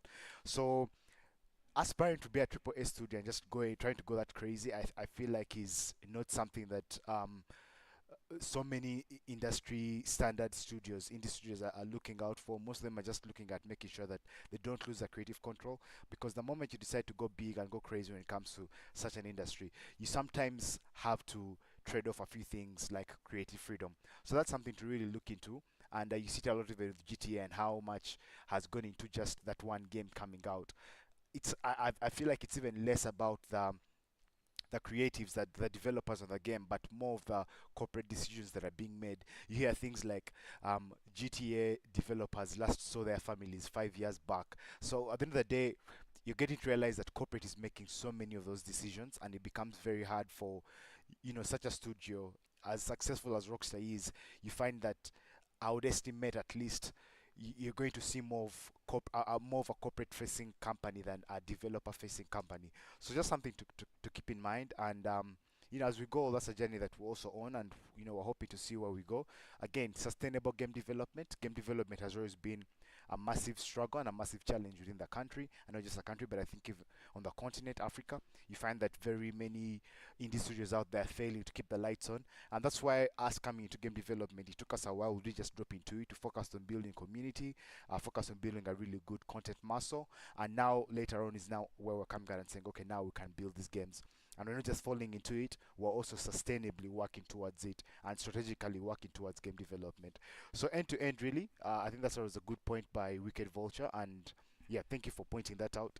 Well, the comments are quite many. We need to quickly rush through this because I believe Desire's code is starting to erase itself, waiting to be launched. Someone says, I would want to see how you incorporate your three characters of Arut to GTA 6. Yeah, that's something I think we're working on. Actually, last week we've been working on a few models with a few artists, both outsourcing and some of them internal. We're trying to see what we can do with our characters. With a new, I would say, the new brand idea we're coming up with, we found a lot more towards those characters that some of you have seen, which is Hand, Ghost, and Wink. And we're also trying to kind of expand our asset class, our character asset class, and you get to see and interact with more of these characters down the road. So yeah, Wicked Vulture, please look out for that. I think that's something that's going to be really interesting. Dan's- You're muted, Alden. So that is very interesting. I don't know why I'm not picking you up steadily. One sec. Say again your last. Can you hear me now? All right, copy you. Go ahead. Okay. So Dan has asked in chat what the difference is between triple A and double A, and I think we'll address this again. So Right. there's a tweet I was actually looking for actively, but I can't seem to find that tweet where someone said, going back to what Ivan said earlier, that the new cool thing right now is just double A studios because there is so much innovation coming from them. So first of all, the distinction is that if you look at, I know Danz is a huge God of War fan. I'm pretty sure you've watched the trailer for La Fée already. I would like to pick your brain on that, and I know you're excited for it. So Triple A is like a title like that. Santa Monica Studios building a very large game that takes hundreds of millions of dollars to actually make. 007 First Light that came out recently, Pragmata that we played on the stream recently. Those are Triple A games, very large budget, very large teams, huge publishers. Then a double A game would be something like on the high end, something like Clair Obscura, where it's maybe self-published. Is it self-published? I don't know, but it's a smaller team, a smaller dev team, more constrained resources, a much narrower scope in terms of the size of the game. That's usually a characteristic of that. Then sometimes if you even look at the visuals of a double A game, they might be a bit more dumbed down, maybe more likely to be 2D or cartoon shaded. So the difference normally is usually budget. There's a tweet that I was looking for where someone said that since AAA studios are trying to call themselves double A, he can also go and call his pixel art game a AAA game because that's using words. But ideally, there's a distinction mostly when it comes to budget. When it comes to budget, that's the largest difference. Because 007 First Light cost was it 200 billion to actually make. Compare that to maybe Hollow Knight Silk Song, and look at the budget it took to actually make that. Look at the size of the marketing and the PR. Yeah, that's usually what the major distinction actually is. Budget. Yeah. Could you actually in movie terms, yeah? There's a bit of an echo. Could you just meet yourself or just again? Yeah, just drop Actually, me. All right, Aldrin, I don't know if you've seen in movie terms, if to put this in movies, because I think that's a good description. There is a new movie that has just come out that's causing a buzz, and they're comparing it to I think they're comparing it to Mandalorian. I don't know if you've seen it by a certain YouTuber who I believe moved towards becoming a director. It's a new horror movie. I'm looking for it That's here. crazy. What's that? Is that Iron Lang? Is that? I don't think it's Iron, because Iron Lang would be a good example. I don't feel Markiplier. I'm such a YouTube head. I watch so much YouTube. You could check and see, but the difference from my perspective would actually be something like a Marvel blockbuster and Yeah. maybe something from A24. Exactly, Whereby, exactly. It was actually an A24 movie. It's similar yes, to, yeah, that's the saying Obsession, but there's another one. There was another one, because I know Obsession is one of them, but then I also, yeah, I think, okay, it could be Obsession, but there's one, it has that yellow vibe. Derek should be our guy in this one. I don't know where he is. crap. You mean Backrooms? Backrooms, Yeah, exactly, that's a exactly, perfect example. exactly. Yeah. So that's a clear. So Backrooms, you'd say is a double A game title, and then let's say the Mandalorian is a triple A title. When you look at the budget, you're looking at the marketing, you're looking at I think even the publisher themselves, the level that they're at, because you look at, for example, Microsoft. When Microsoft is coming up with Call of Duty, for example, is a triple A title. You find that while we have all these variations of Call of Duty, let's say Black Ops, then you have World War, then you also have Modern Warfare. It's because Microsoft, who now owns Activision, has three developer studios working on these games independently, year in, year out. So that's why they're also able to hit that turnaround time of publishing a new Call of Duty every year. So when you look at, again, that all goes back to budget. The fact that Microsoft can have three in-house full-time studios working on just their one IP, that already classifies that title to be a triple A title. And I believe that the core factor there is really budget. And I don't know, man. That I don't know if that trend is deeping, but companies are seemingly just going more in. I mean, Xbox just aggressively committed to their new CEO, and also just came out strong. And I believe she left Copilot to join Xbox. So there's something it kind of shows you how particular they are when it comes to gaming. So they're not stopping. So, but right now where we are, just to give you guys a bit of a description, Triple A, I feel like, is in a realm of its own, and now indie developers are more of like what you'd call your mom and, is it mom and dad or mom and dad pop shop? Mom and pop Yeah, shops. mom and pop Yeah. shop. So it's kind of that same vibe, and it's also it's a growing trend, and I think that's where now sustainable game development is. There's a very good example I have here. I've just Yeah, looked up the marketing budgets for Call of Duty Modern Warfare, and it goes upwards of 150 million. That's marketing alone. crazy. That's like on par with a blockbuster movie, because it's a famous joke in the industry that movie budgets are, if your budget was 300 billion, we know that half of that is for marketing alone. So Yeah, same thing happens here in these kinds of situations, whereby you find maybe a smaller team. I don't know what the budget for Clear Obscura was, but I'm pretty sure it was significantly less than that, despite them having this guy from Daredevil in the game. I don't know how they did that as an indie studio, but yeah.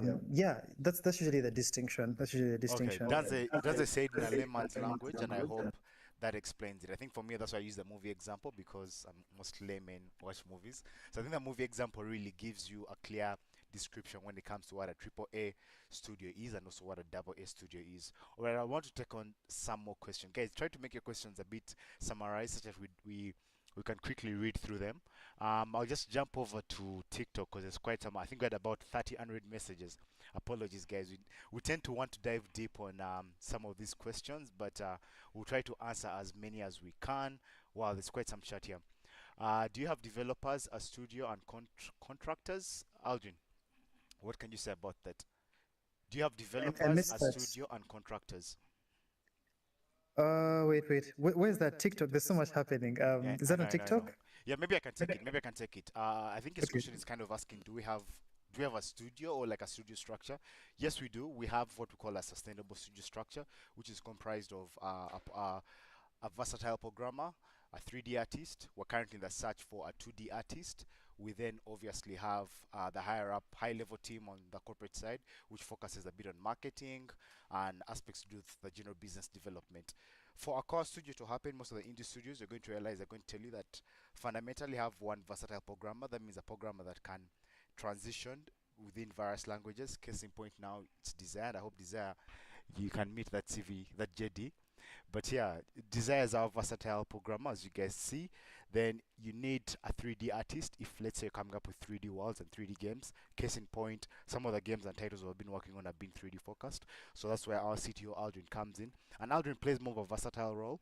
His core is 3D, but then you find that he goes into the various other domains like storyboarding. Aldrin, what else? Basically, I have to make sure that the entire game works. So I'll begin from the very concepting itself. You find that I'm doing writing, storyboarding, doing modeling of props, level design to some extent. We have to get more level designers on the stream next time. I think Yeah. Cedric has a lot to say. Has a lot to say. But essentially, there's a core team that you need. It could be a solo dev, but you have to make sure you know all these things. That's why it takes a bit longer as a solo dev, and you have to manage your scope. But essentially, we do have a studio structure, and like Ivan said, we are looking for a concept artist at the moment, and to kind of like speedrun some of the ideas that we have on ground for our internal IP. But yeah, that's what we do. Maybe I don't know what you have to say about contracting. Do you have any comments on that, Ivan? Oh, yeah, so before you jumped in, I was just finalizing on the structure. Like I said, you need a 2D artist who's mainly now your concept artist. You need someone on 3D. If at all you work on any 3D titles, you need a versatile programmer who, case in point right now, we have his Desire.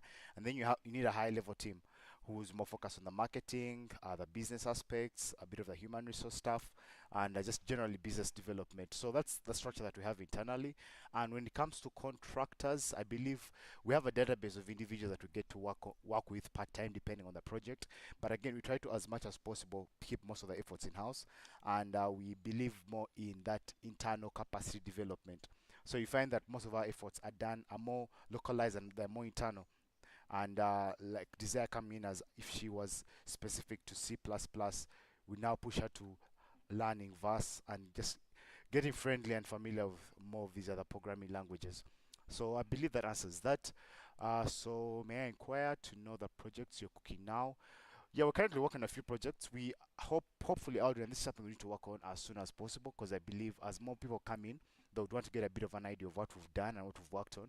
So within the next 2 weeks, we shall have a page dedicated to some sort of portfolio, I believe, where you'll be able to just click and get a proper end-to-end perspective of on what projects we're working on and what projects are in the pipeline and what we've worked on previously. So that's something that we hope to showcase within the next 2 weeks.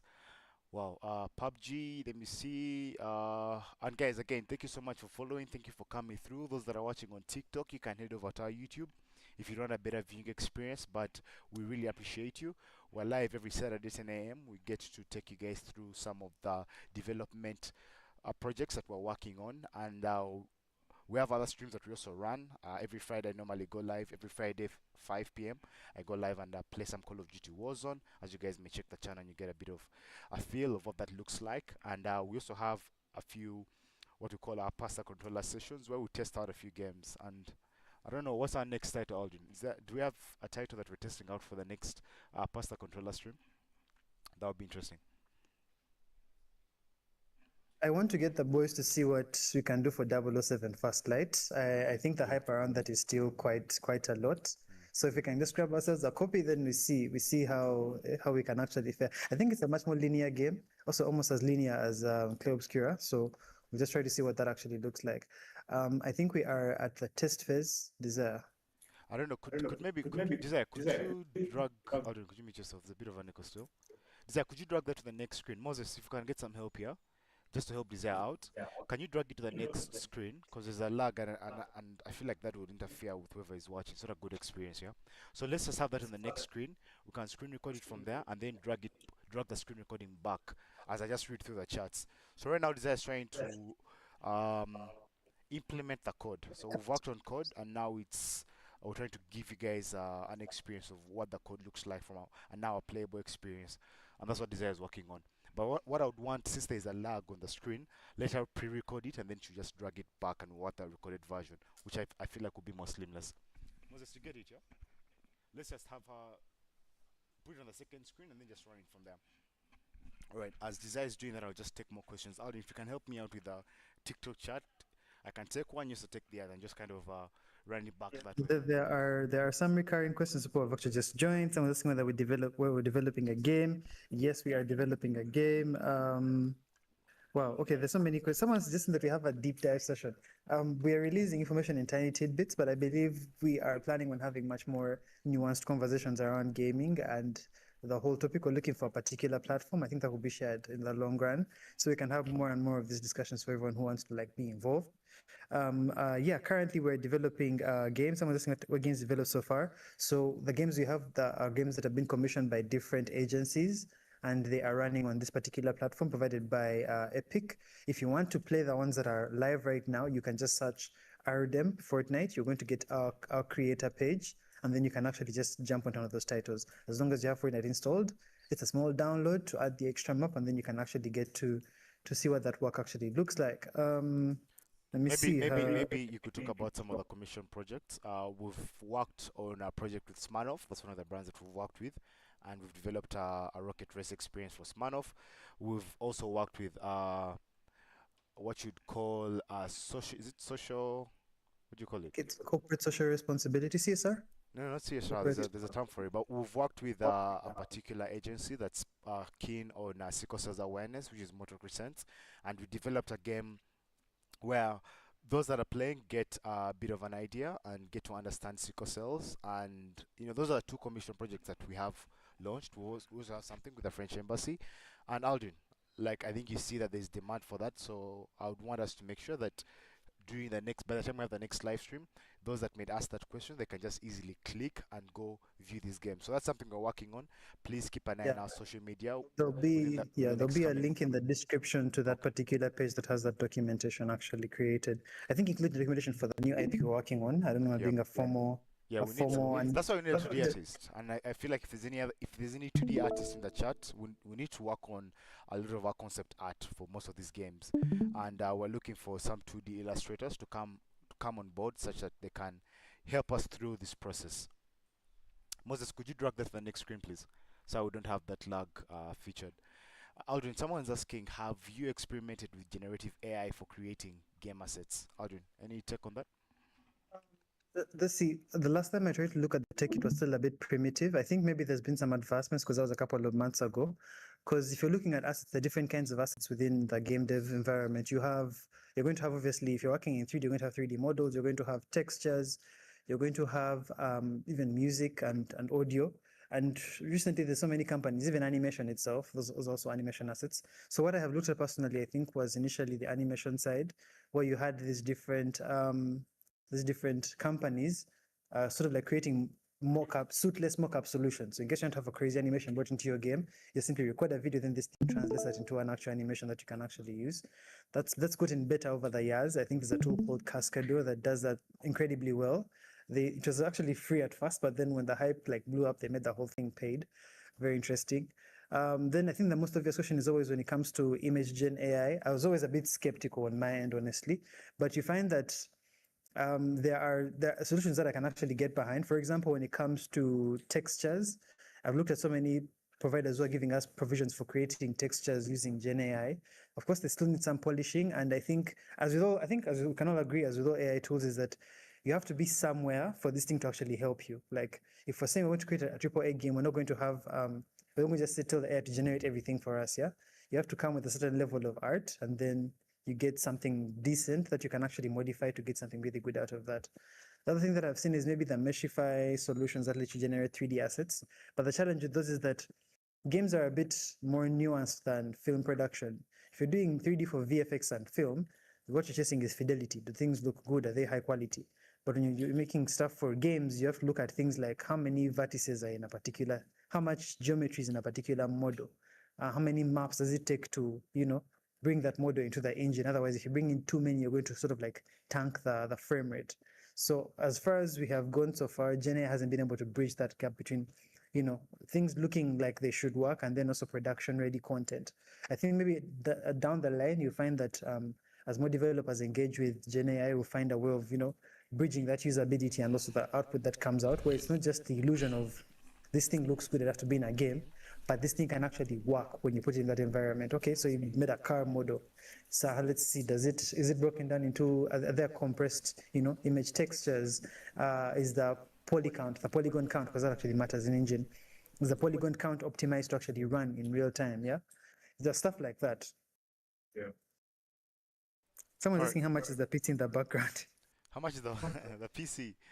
All right, we'll get to that. We'll get to that. There's an interesting question here. Someone's asking, will desire still be needed for coding? Well, desire are calling you out for, I don't know, maybe I'm going to defend this. yeah, The hacky code I think question. I'll also defend desire. Aldrin, you can go first and then I can jump in. Yeah, because for me, like I said, I think with all Gen AI tools, if you give a person who doesn't know anything about coding Claude, there's only so much they can do with it. But if you already had the knowledge about a particular topic and then you're given this agent to work with, there's a way that you know what exactly you're looking for. You know how to manage the quality. No one's hallucinating. I know it's not hallucinating. So I think you still need to have developers on board. You still need to have, and I think this is maybe something we can have a much longer discussion about. Is there's that erosion of the entry level jobs whereby it's like, okay, you have senior devs, then you're going to have Yeah. AI, and then when the senior devs retire, what do we do next? Yeah, who will become the new senior devs to like sort of like fix everything that we've been vibe coding for the last couple of years? I still think we need to have, Vibe they call them coding. humans in the loop. Yeah, it's like a whole thing. It's like I think it's the What a 2026 fun. word of the year. It should I'm not be a fan of it though, but okay. it's a whole can of its own, the whole vibe coding. Yeah, so if you for vibe coding everything, then you don't have devs anymore. You find that you can't actually solve problems, so you have to have a developer, and then maybe the developer can be assisted. If you look at Unreal Engine itself, there's an inbuilt developer assistant, and it's supposed to just help you get around the engine, help you with certain small problems. Because like you've seen when Desire was developing, there was a page that had a list of different functions and classes. If you're not able to memorize all of that, but you know how to use them, that's when this tool actually comes in to help you out. Not as a crutch, whereby you're saying, okay, I don't know how to code anything, so let me just rely entirely on the AI. Yeah, so you have to have a developer. You have to have a developer generally. No, for sure, Aldrin, and I'm in 100% agreement. I think fundamentally I'm someone who believes a lot, or when it comes to first principle thinking. So regardless of AI coming in, we still need to look at things from the first principles, and why you need someone like Desire in, regardless of maybe the automation that's coming, the automated solutions that AI is bringing when it comes to coding. You still need a good developer in house. It may just require less developers. I believe Desire gets to stick with us quite longer actually. It may just require less developers around, and her just leveraging AI and making sure that she's adaptive and she's able to utilize it as a tool to just expedite some of these processes and work through some of the repetitive tasks that, or the repetitive functions that she may need to set up for the games. But yeah, she's still needed. I think she's a very I think programming is key. And Aldrin, in your experience, I know sometimes game development looks like something that's more artistic in terms of the back end than it is coding or techie. But I think there's a lot of code that goes into most of these games, and you need a really good code team. And like I always say, gaming is that one industry that encompasses the top creative talent all coming together. You need top creative talent coming together in one. Other industries, let's say if you're running an agency, you may just need like a designer maybe. But when it comes to gaming, you need people in music. That means you need creatives in music. You need creatives in film, in production. You need creatives because you need to understand things like lighting, frames, and all that. You need creatives who are big. You need artists actually. So artists. So there's a lot of creative talent that's needed when it comes to building and running a game studio, and also just building and coming up with a game. So that's why I think it's one of those industries that has tested creativity and also technology. And it's fascinating for us to be part of this industry. And there's something that I would advise each one of us to pick up from gaming. It's that one industry that I feel like exposes you to so many aspects when it comes to technology, when it comes to creativity, and that's why we're championing it. Um, as Desire is still working on, Desire is trying to get a render for us, by the way, so that we can look at whatever she's worked on, whatever code she has been writing, and that being present for us to physically see it in game. As I'm doing that, let me just go through some of the chats here. PUBG Mobile fans, let him develop on GTA San Andreas. Best place to start. Okay, I think yeah, this is just an interaction between two people in the chat. Um, Most people entirely rely on AI. The investment is creating master prompts. Yeah, but AI is a really good tool. But one thing I'm realizing, I think even the past weeks, we couldn't realize that companies that laid off individuals and substituting them for AI, and they thought that was more, or that was more business friendly. They're now starting to roll back on that decision because they're coming out and finding that running these AI, let's say servers, or like running these AI systems, it's quite costly. So where maybe you'd pay someone, let's say $1,000 a month, you're spending close to 2,000, 3,000, 4,000 in just, they call them credits, right? And what do you call On tokens, on tokens? Yeah, they call them tokens. tokens. Yeah. So you find that that's now becoming a downside. AI is still expensive, and I think it's not always going to stay that way. I believe the more mainstream it becomes, the cheaper it will get. So right now, just because it's at its inception, it's still crazy expensive. But some companies committed quite early, and you find that they built their structures, their company structures around AI because maybe they didn't want to, they didn't want to be left out, and the whole formal aspect. But people are now tending to realize that it's becoming expensive to rely on AI because you may play now. Like for me personally, I have Claude, yes, and I use it, and let's say I've paid for a particular subscription, but I still find myself having to midway the month, or even like 2 weeks in or 1 week into the month, I still have to pay for more tokens, which makes it really unsustainable given that most of these companies rely on monthly cycles when it comes to subscriptions or annual cycles. So finding yourself in a position where you have to pay for particular tokens just midway your monthly or your annual subscription really still hasn't yet made sense for most people from a commercial and business perspective. But that's something I believe will improve down the road, and hopefully it's something that most of these AI companies are looking into, and yeah, maybe we'll get a solution down the road. What have we developed so far? That's something we're working on, and I believe next week you'll be able to see it. But like we said, most of our projects have been commission-based projects, so that means brands have been reaching out to us, and we've developed games for them. Some of the brands we've worked for are Motor Crescents, Smirnoff, which is a popular brand that most of you know, and yeah, hopefully we've sent out some proposals. We're working on something with Afro Mobile. You can also go watch the Humble Setup. By the way, we launch it every first Friday of the month. So Yes. we launched our Yeah. first the episode for episode 3, I believe, of the Humble Setup of season 4. So you can go look at that, and that gives you more of the behind the scenes, a deeper behind the scenes of some of our works. So we do a bit of a docu series, and we take our community behind the scenes of the brand that we're building and some of our day-to-day work. So we had, I think, about 1 or 2 client meetings that featured in the Humble Setup. That was with Afro Mobile, and that's something you guys can see and just get an idea of what these commissions and more of these commercial projects, what they look like. All right. I'm sorry if I'm not getting to all the questions, but yeah, I believe we've tried to answer most. And yeah, as usual, guys, man, thank you for tuning in. Thank you for sparing your Saturday mornings and spending it with us. We really appreciate that, and we don't take that for granted. Those that are watching on TikTok, you can head over to YouTube if you want a better viewing experience. And yeah, please do like, do share. It helps with the algorithm and just getting more game developers in here. And guys, let me know if you're watching and you're a game developer, why are you watching? I think I'm really interested to see what keeps someone who's not game specific here, or maybe so those that are just playing the games, what keeps you guys here? Oh, no sound on TikTok, really? I don't know, Moses, could you just check that? Please confirm. Someone says there's no sound on TikTok, but on my end, it seems like the values look okay. But yeah, regardless, guys, let me know why you stick around, why you're watching. Is there anything that you might want to see? Is there anything that you might want us to look into?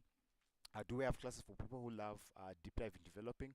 We don't have classes, but what we shall try to do is just have these live streams because I think it's a more sustainable way for us to extend value, and hopefully down the road, as we get most of these projects in, we can have maybe certain sessions. I think right now I'm more focused on building capacity and making sure that by the time we call uh, individuals in to learn from us, we've kind of already built, and I think that's what's important. Just trying to be as authentic as possible. I know most people, when they get into most of these creative endeavors, they quickly go for courses and they quickly go for classes, but that's something we're trying to avoid. I've tried it before, and again, at the end of the day, we want to make sure that by the time we have like sessions where we're training and we're teaching people, we're sure about what we're passing on, and we've also done the work. So right now we're more focused on building. We're more focused on actually building projects that you all can see, you all can appreciate, you can share feedback on, and then maybe hopefully down the road in the future we can run some programs. That's something that we are definitely not opposed to. Um, yeah, guys, again, I think I've tried my best to reply to every question. Are you with Unreal Engine? Yeah, we're currently using Unreal Engine, which I believe, unless otherwise, is our fundamental platform. Is it impossible to build an open world of Kampala City? I think Alvin, that's something that Anything you can say about that? Because seems some people might want an open. I just saw yesterday. I think when Epic had some sort of event yesterday. Oh, there was a sudden game event yesterday. I don't know if I don't. What was it? That was, I think it's Game Fest. I actually Yeah, missed it. Game Fest. It's the one Okay. that preceded the update we were struggling with in the morning. Yeah. I saw an Indian open world game that was launched, so that was quite interesting. Some developer came up with an open world India simulator, so when you jump in, you can just kind of experience Mumbai for yourself. So I thought that was really interesting. Gaming offers escape, control, and sense of identity or belonging, making the experience personally. Is this in reference to anything? But I think yeah, I do agree with you. Gaming is that one craft that I believe gives you that opportunity. Unlike other entertainment mediums like maybe series, movies, or even reading a book, or maybe just listening to music, gaming is something that's interactive, and you have an opportunity to make have some sort of outcome from whatever actions and whatever you're doing in the game. And some of the games are recently seeing they have choices. You can Derek was playing a game, I believe last weekend. Maybe Derek, if you're in the chat, you can let me know. Where you have like it's like a movie of sorts, but it's aggressive interactive. So it plays out based off the choices you get to make in the game. So I thought it was really interesting, and it's kind of a new way in which we are experiencing content, and it's now broadening up beyond just gaming, but kind of becoming interactive media, or interactive entertainment, which I think is an industry that's growing. So this is just the bubble is expanding beyond just it's just gaming, but now it's kind of expanding towards interactive entertainment, which I think is the future of entertainment, to be honest. Because I mean, at least I would say 9 in 10 people do play video games, regardless of who you are, regardless of gender. So it's something to pay attention to, and yeah, hopefully we can also build along that. All right, I believe we've said quite a lot, and we've taken the floor from Desire, and Desire, we're really sorry. I think the chat just came in crazy, and Zach has been yeah, waiting. she has been waiting. So before you play what you have to play for us, Desire, what I'm requesting for is could you just give us a rundown of what we've been looking at all the way from the start? Where have we come from? Where are we right now? And what is our end goal? I'm still a bit disappointed though, because I still the title for this stream, when I was reading the description, there was a bit of an AI and NPC discussion, but I've still not seen that two happening up to now.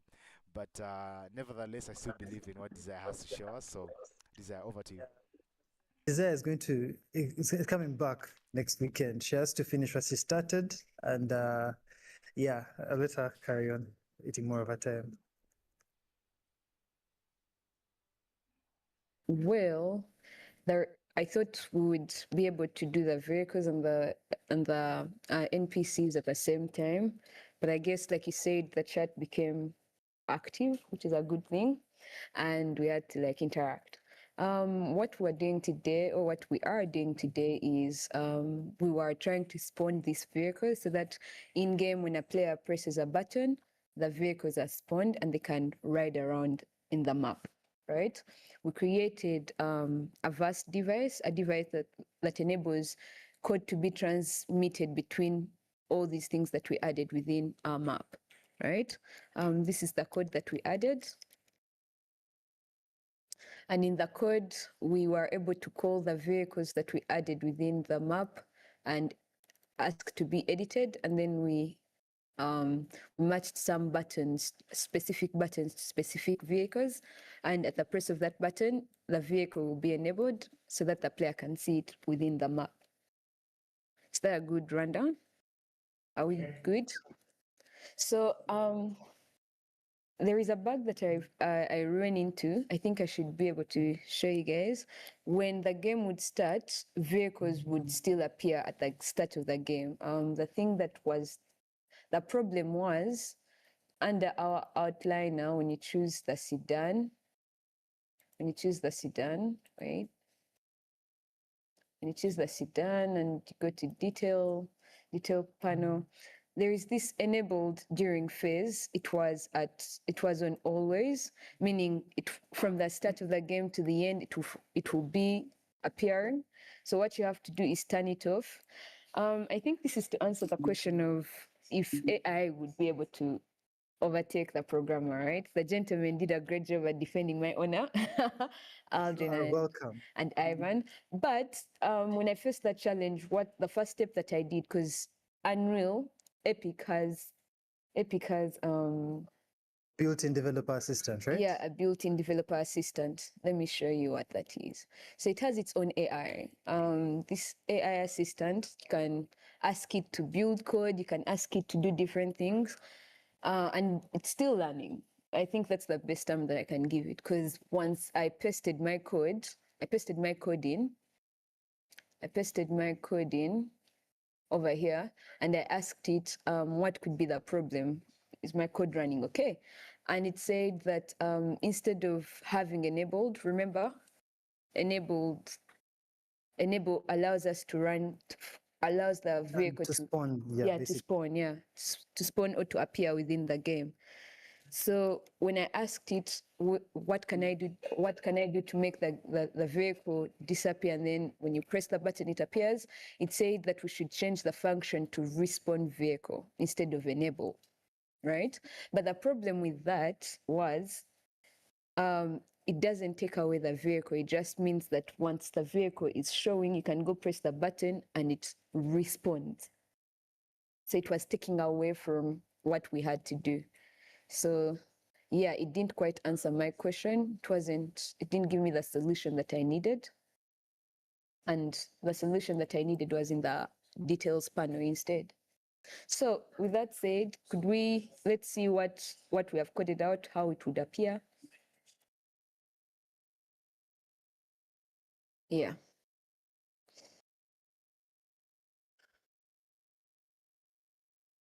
This is our guy. Once you play, no vehicle, as you can see. No vehicle, as you can see.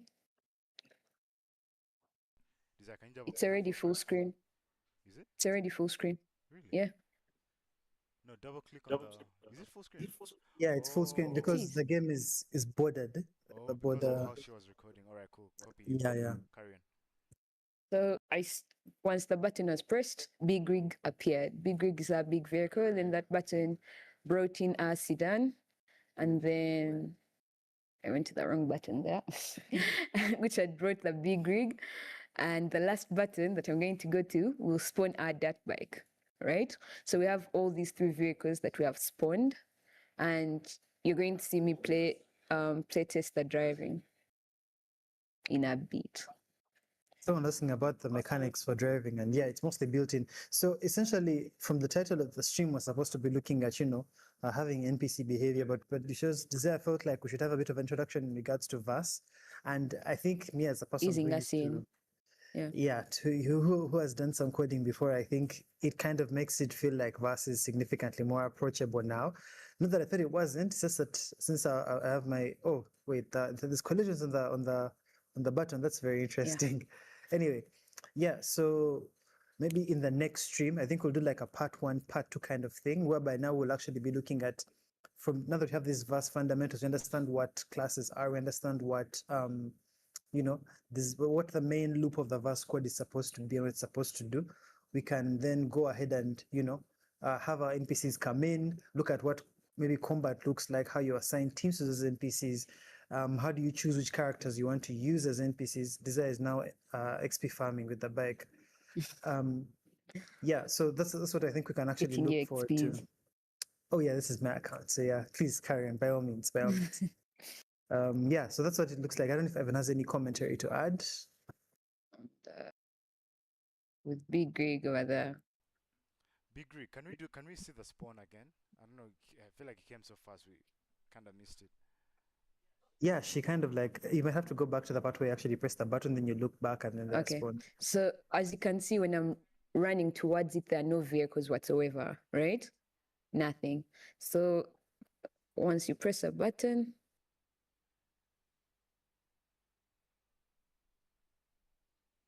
for it, trying to look for that E.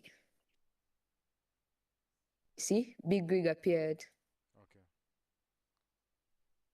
I think this is a very good lesson in game design, in that if I was the one doing this particular level, I'd make sure that the car spawns directly in front of the button, so you can actually see that particular moment. Yeah, then maybe even add some bit of VFX to make sure it actually looks wonderful. But again, Desire is our programmer, not our level designer, so let's not crucify her. Thank you. Yeah. So there you go. Okay, so nothing to do with AI today. No. I betrayed us today. How? But what was the concept around AI? Because I think personally, I've not interacted with AI from the Unreal Engine. Maybe I'll take that on because I handled the stream organization. It's first of all, there's a couple of things that you can actually do with maybe Desire can go to the page of NPCs, the NPC documentation within Epic. Yeah. So there's just simply keeps on devices. First go to NPCs. Are they on that same page? Wait. That's devices. I had it somewhere. Sorry, I opened different tabs. Those are even few tabs. It's okay. There's a few. There's rookie tabs. Okay. Still Those are under general devices.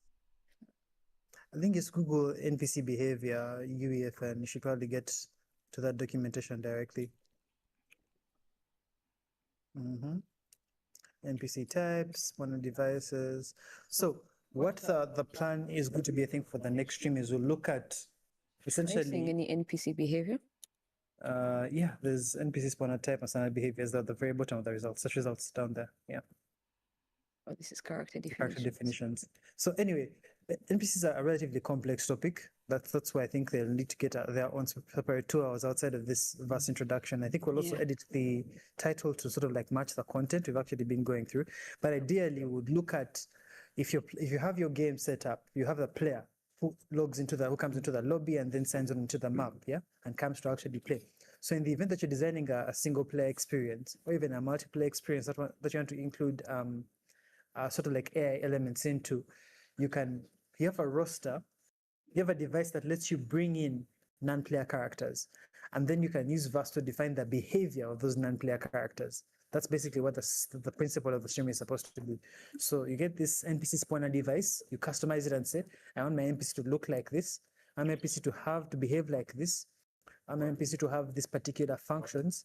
If my NPC is going to be a combat ready NPC, what kind of gear are they carrying? What armor are they carrying? What are their damage stats? How much damage do they deal? How accurate are they? If they're not maybe a combat NPC and they are a discussion NPC or a quest NPC, what is their dialogue like?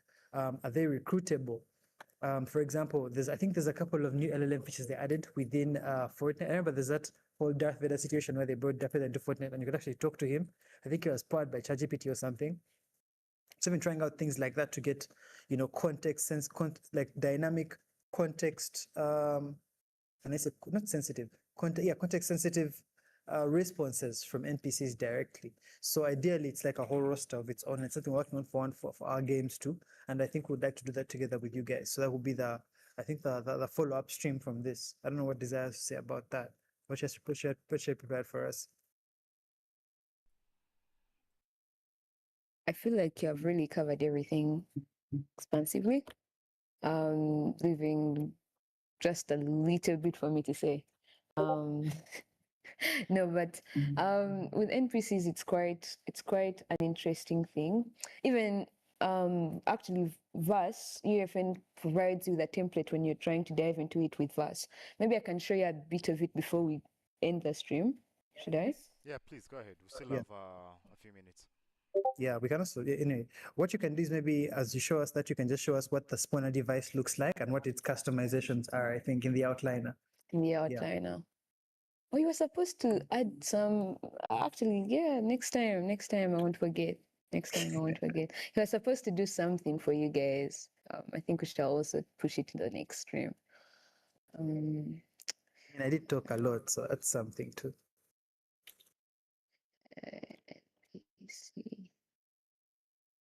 NPC spawner device. Mugume, is there anything you're asking in particular, please? This is not the spawner device, is it? That should be. It is. First dragging it in, we see. Yeah, I have. So drag that in. Then we look at the properties. I don't know why today it's a little bit laggy. Now there's a thing that Unreal Engine does where it has a pack of shaders it loads for the content drawer, then also shaders it loads when you're bringing in an asset. So sometimes that process can tend to stall the engine a bit. You could try it again. Did you Let's go get back. any Unreal Engine updates yesterday? Yeah, I remember the 30 gig we had to get today morning. I had to Yeah, do it yeah, ASAP. But now for Unreal Engine, I think we're a bit behind. I don't know if I have that latest. I think we're on 5.8. yeah. I'll have to I think check we and need to give it a little bit more time because it's I seeing you and the turning. cursor is just a cross and everything else is hidden. I think It's we need to Aki's give it a bit computer. of time. Yeah, we'll give it a second. Because handling the stream and everything. So what was I saying? Yeah, we can look at that NPC device that you bring in, like any other device, it's already pre-made. Then maybe in the next stream, not even maybe in the next stream, we'll look at how you customize that NPC. How do you choose how the NPC behaves? I think Desire, we also looked at paths where you can control the Oh yeah. how far within a particular territory an NPC can actually move. For example, you have the guard type NPC, you can dictate that, okay, these ones can only patrol this number of square kilometers, yeah? Square meters, I guess. Then move around, yeah, I think please. when that gentleman asked, there is a certain person that asked what are some of the challenges that we have faced so far. I think that was one of the problems that we had. There was a time I created an NPC and those things were walking on water. It was so bad. They were walking on water. They would float. I think Aki remembers this. It was such a problem. But recently, as we're researching more on NPC behavior, we fell on that mesh that you can create like a path where you dictate whether the NPC should pass here, whether it can even blow up a wall instead of like climbing over or anything. It's so cool. I can't wait to actually like execute The way that. that it works is that you give it a starting point and an end point, and then it does whatever it needs to do to actually get there. So instead of phasing through a wall, it will know that, okay, here there's a wall that I has do. destruction enabled, so I can destroy that wall to advance to the next stage. So Desire, you have a lot cut out for you for that next stream. A lot, Yeah. by the way, a lot, a lot, a lot, a lot. And I hope she's Well, this time around. I hope your fingers are ready to go. But yeah, guys, who are tuning in, thank you for coming through. Those that are following, we really appreciate the follows, we appreciate the likes. Thank you for sharing this, and please do like, do share, do encourage that. And if you're tuning in, we're also live on YouTube. You can subscribe to our YouTube if you want a better viewing experience. We're live every Saturday, 10 a.m. to midday, which I believe it's top of the hour, our time to kind of log off. But generally, I think it was a good stream. We got an opportunity to see how the spawn mechanics works. We had ideally set out to look at the AI's integration with some of the games and products we're working on, but we're caught up by time, and I believe as Desire is committed, now next stream we shall be able to look more in depth when it comes to AI and how it relates with some of our in-game mechanics. But yeah, guys, I appreciate you guys for tuning in. I appreciate you guys for coming through. Those that are new here, welcome. Welcome to Arudem. We are a game development studio here in Uganda, Kampala. And yeah, just really appreciate you guys for making the time. I appreciate you guys for tuning in. Those that have watched fully, those that have been here since, I appreciate you. Dizzy, one of our top guys, bro. Dizzy coming in clutch. I hope he's taking notes, man.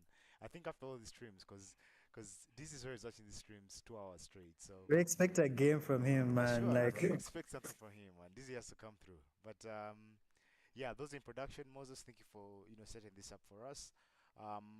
Desire, any parting remarks as we sign off?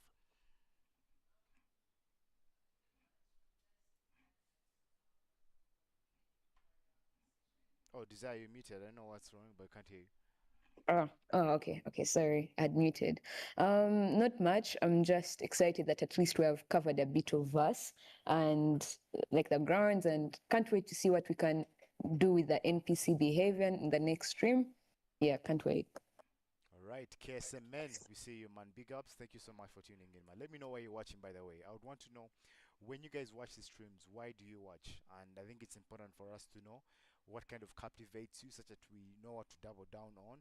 And maybe just a general feedback to see what we could change and maybe what you might want to see. So, KSMN, please let me know. I'm around if you need a writer for story mode. All right, Aldrin has taken that note. So, KSMN, are you a writer, or just give us a bit of more context of how you and gaming and how your world and the gaming worlds collide. I think I'm particularly interested in that.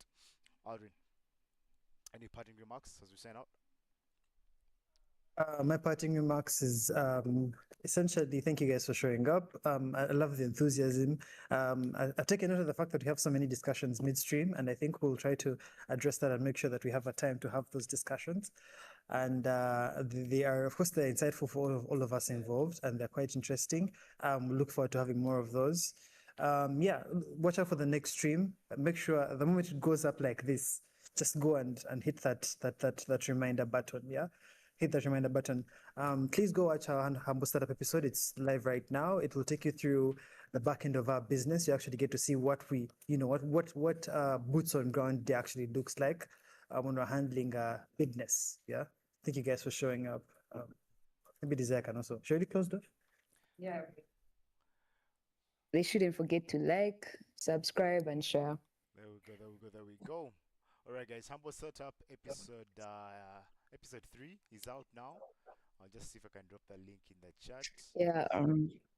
You can now get to see when Ivan did sleep off. What do you mean? What do you mean by that, Desire? I guess they will have to watch the video to find out.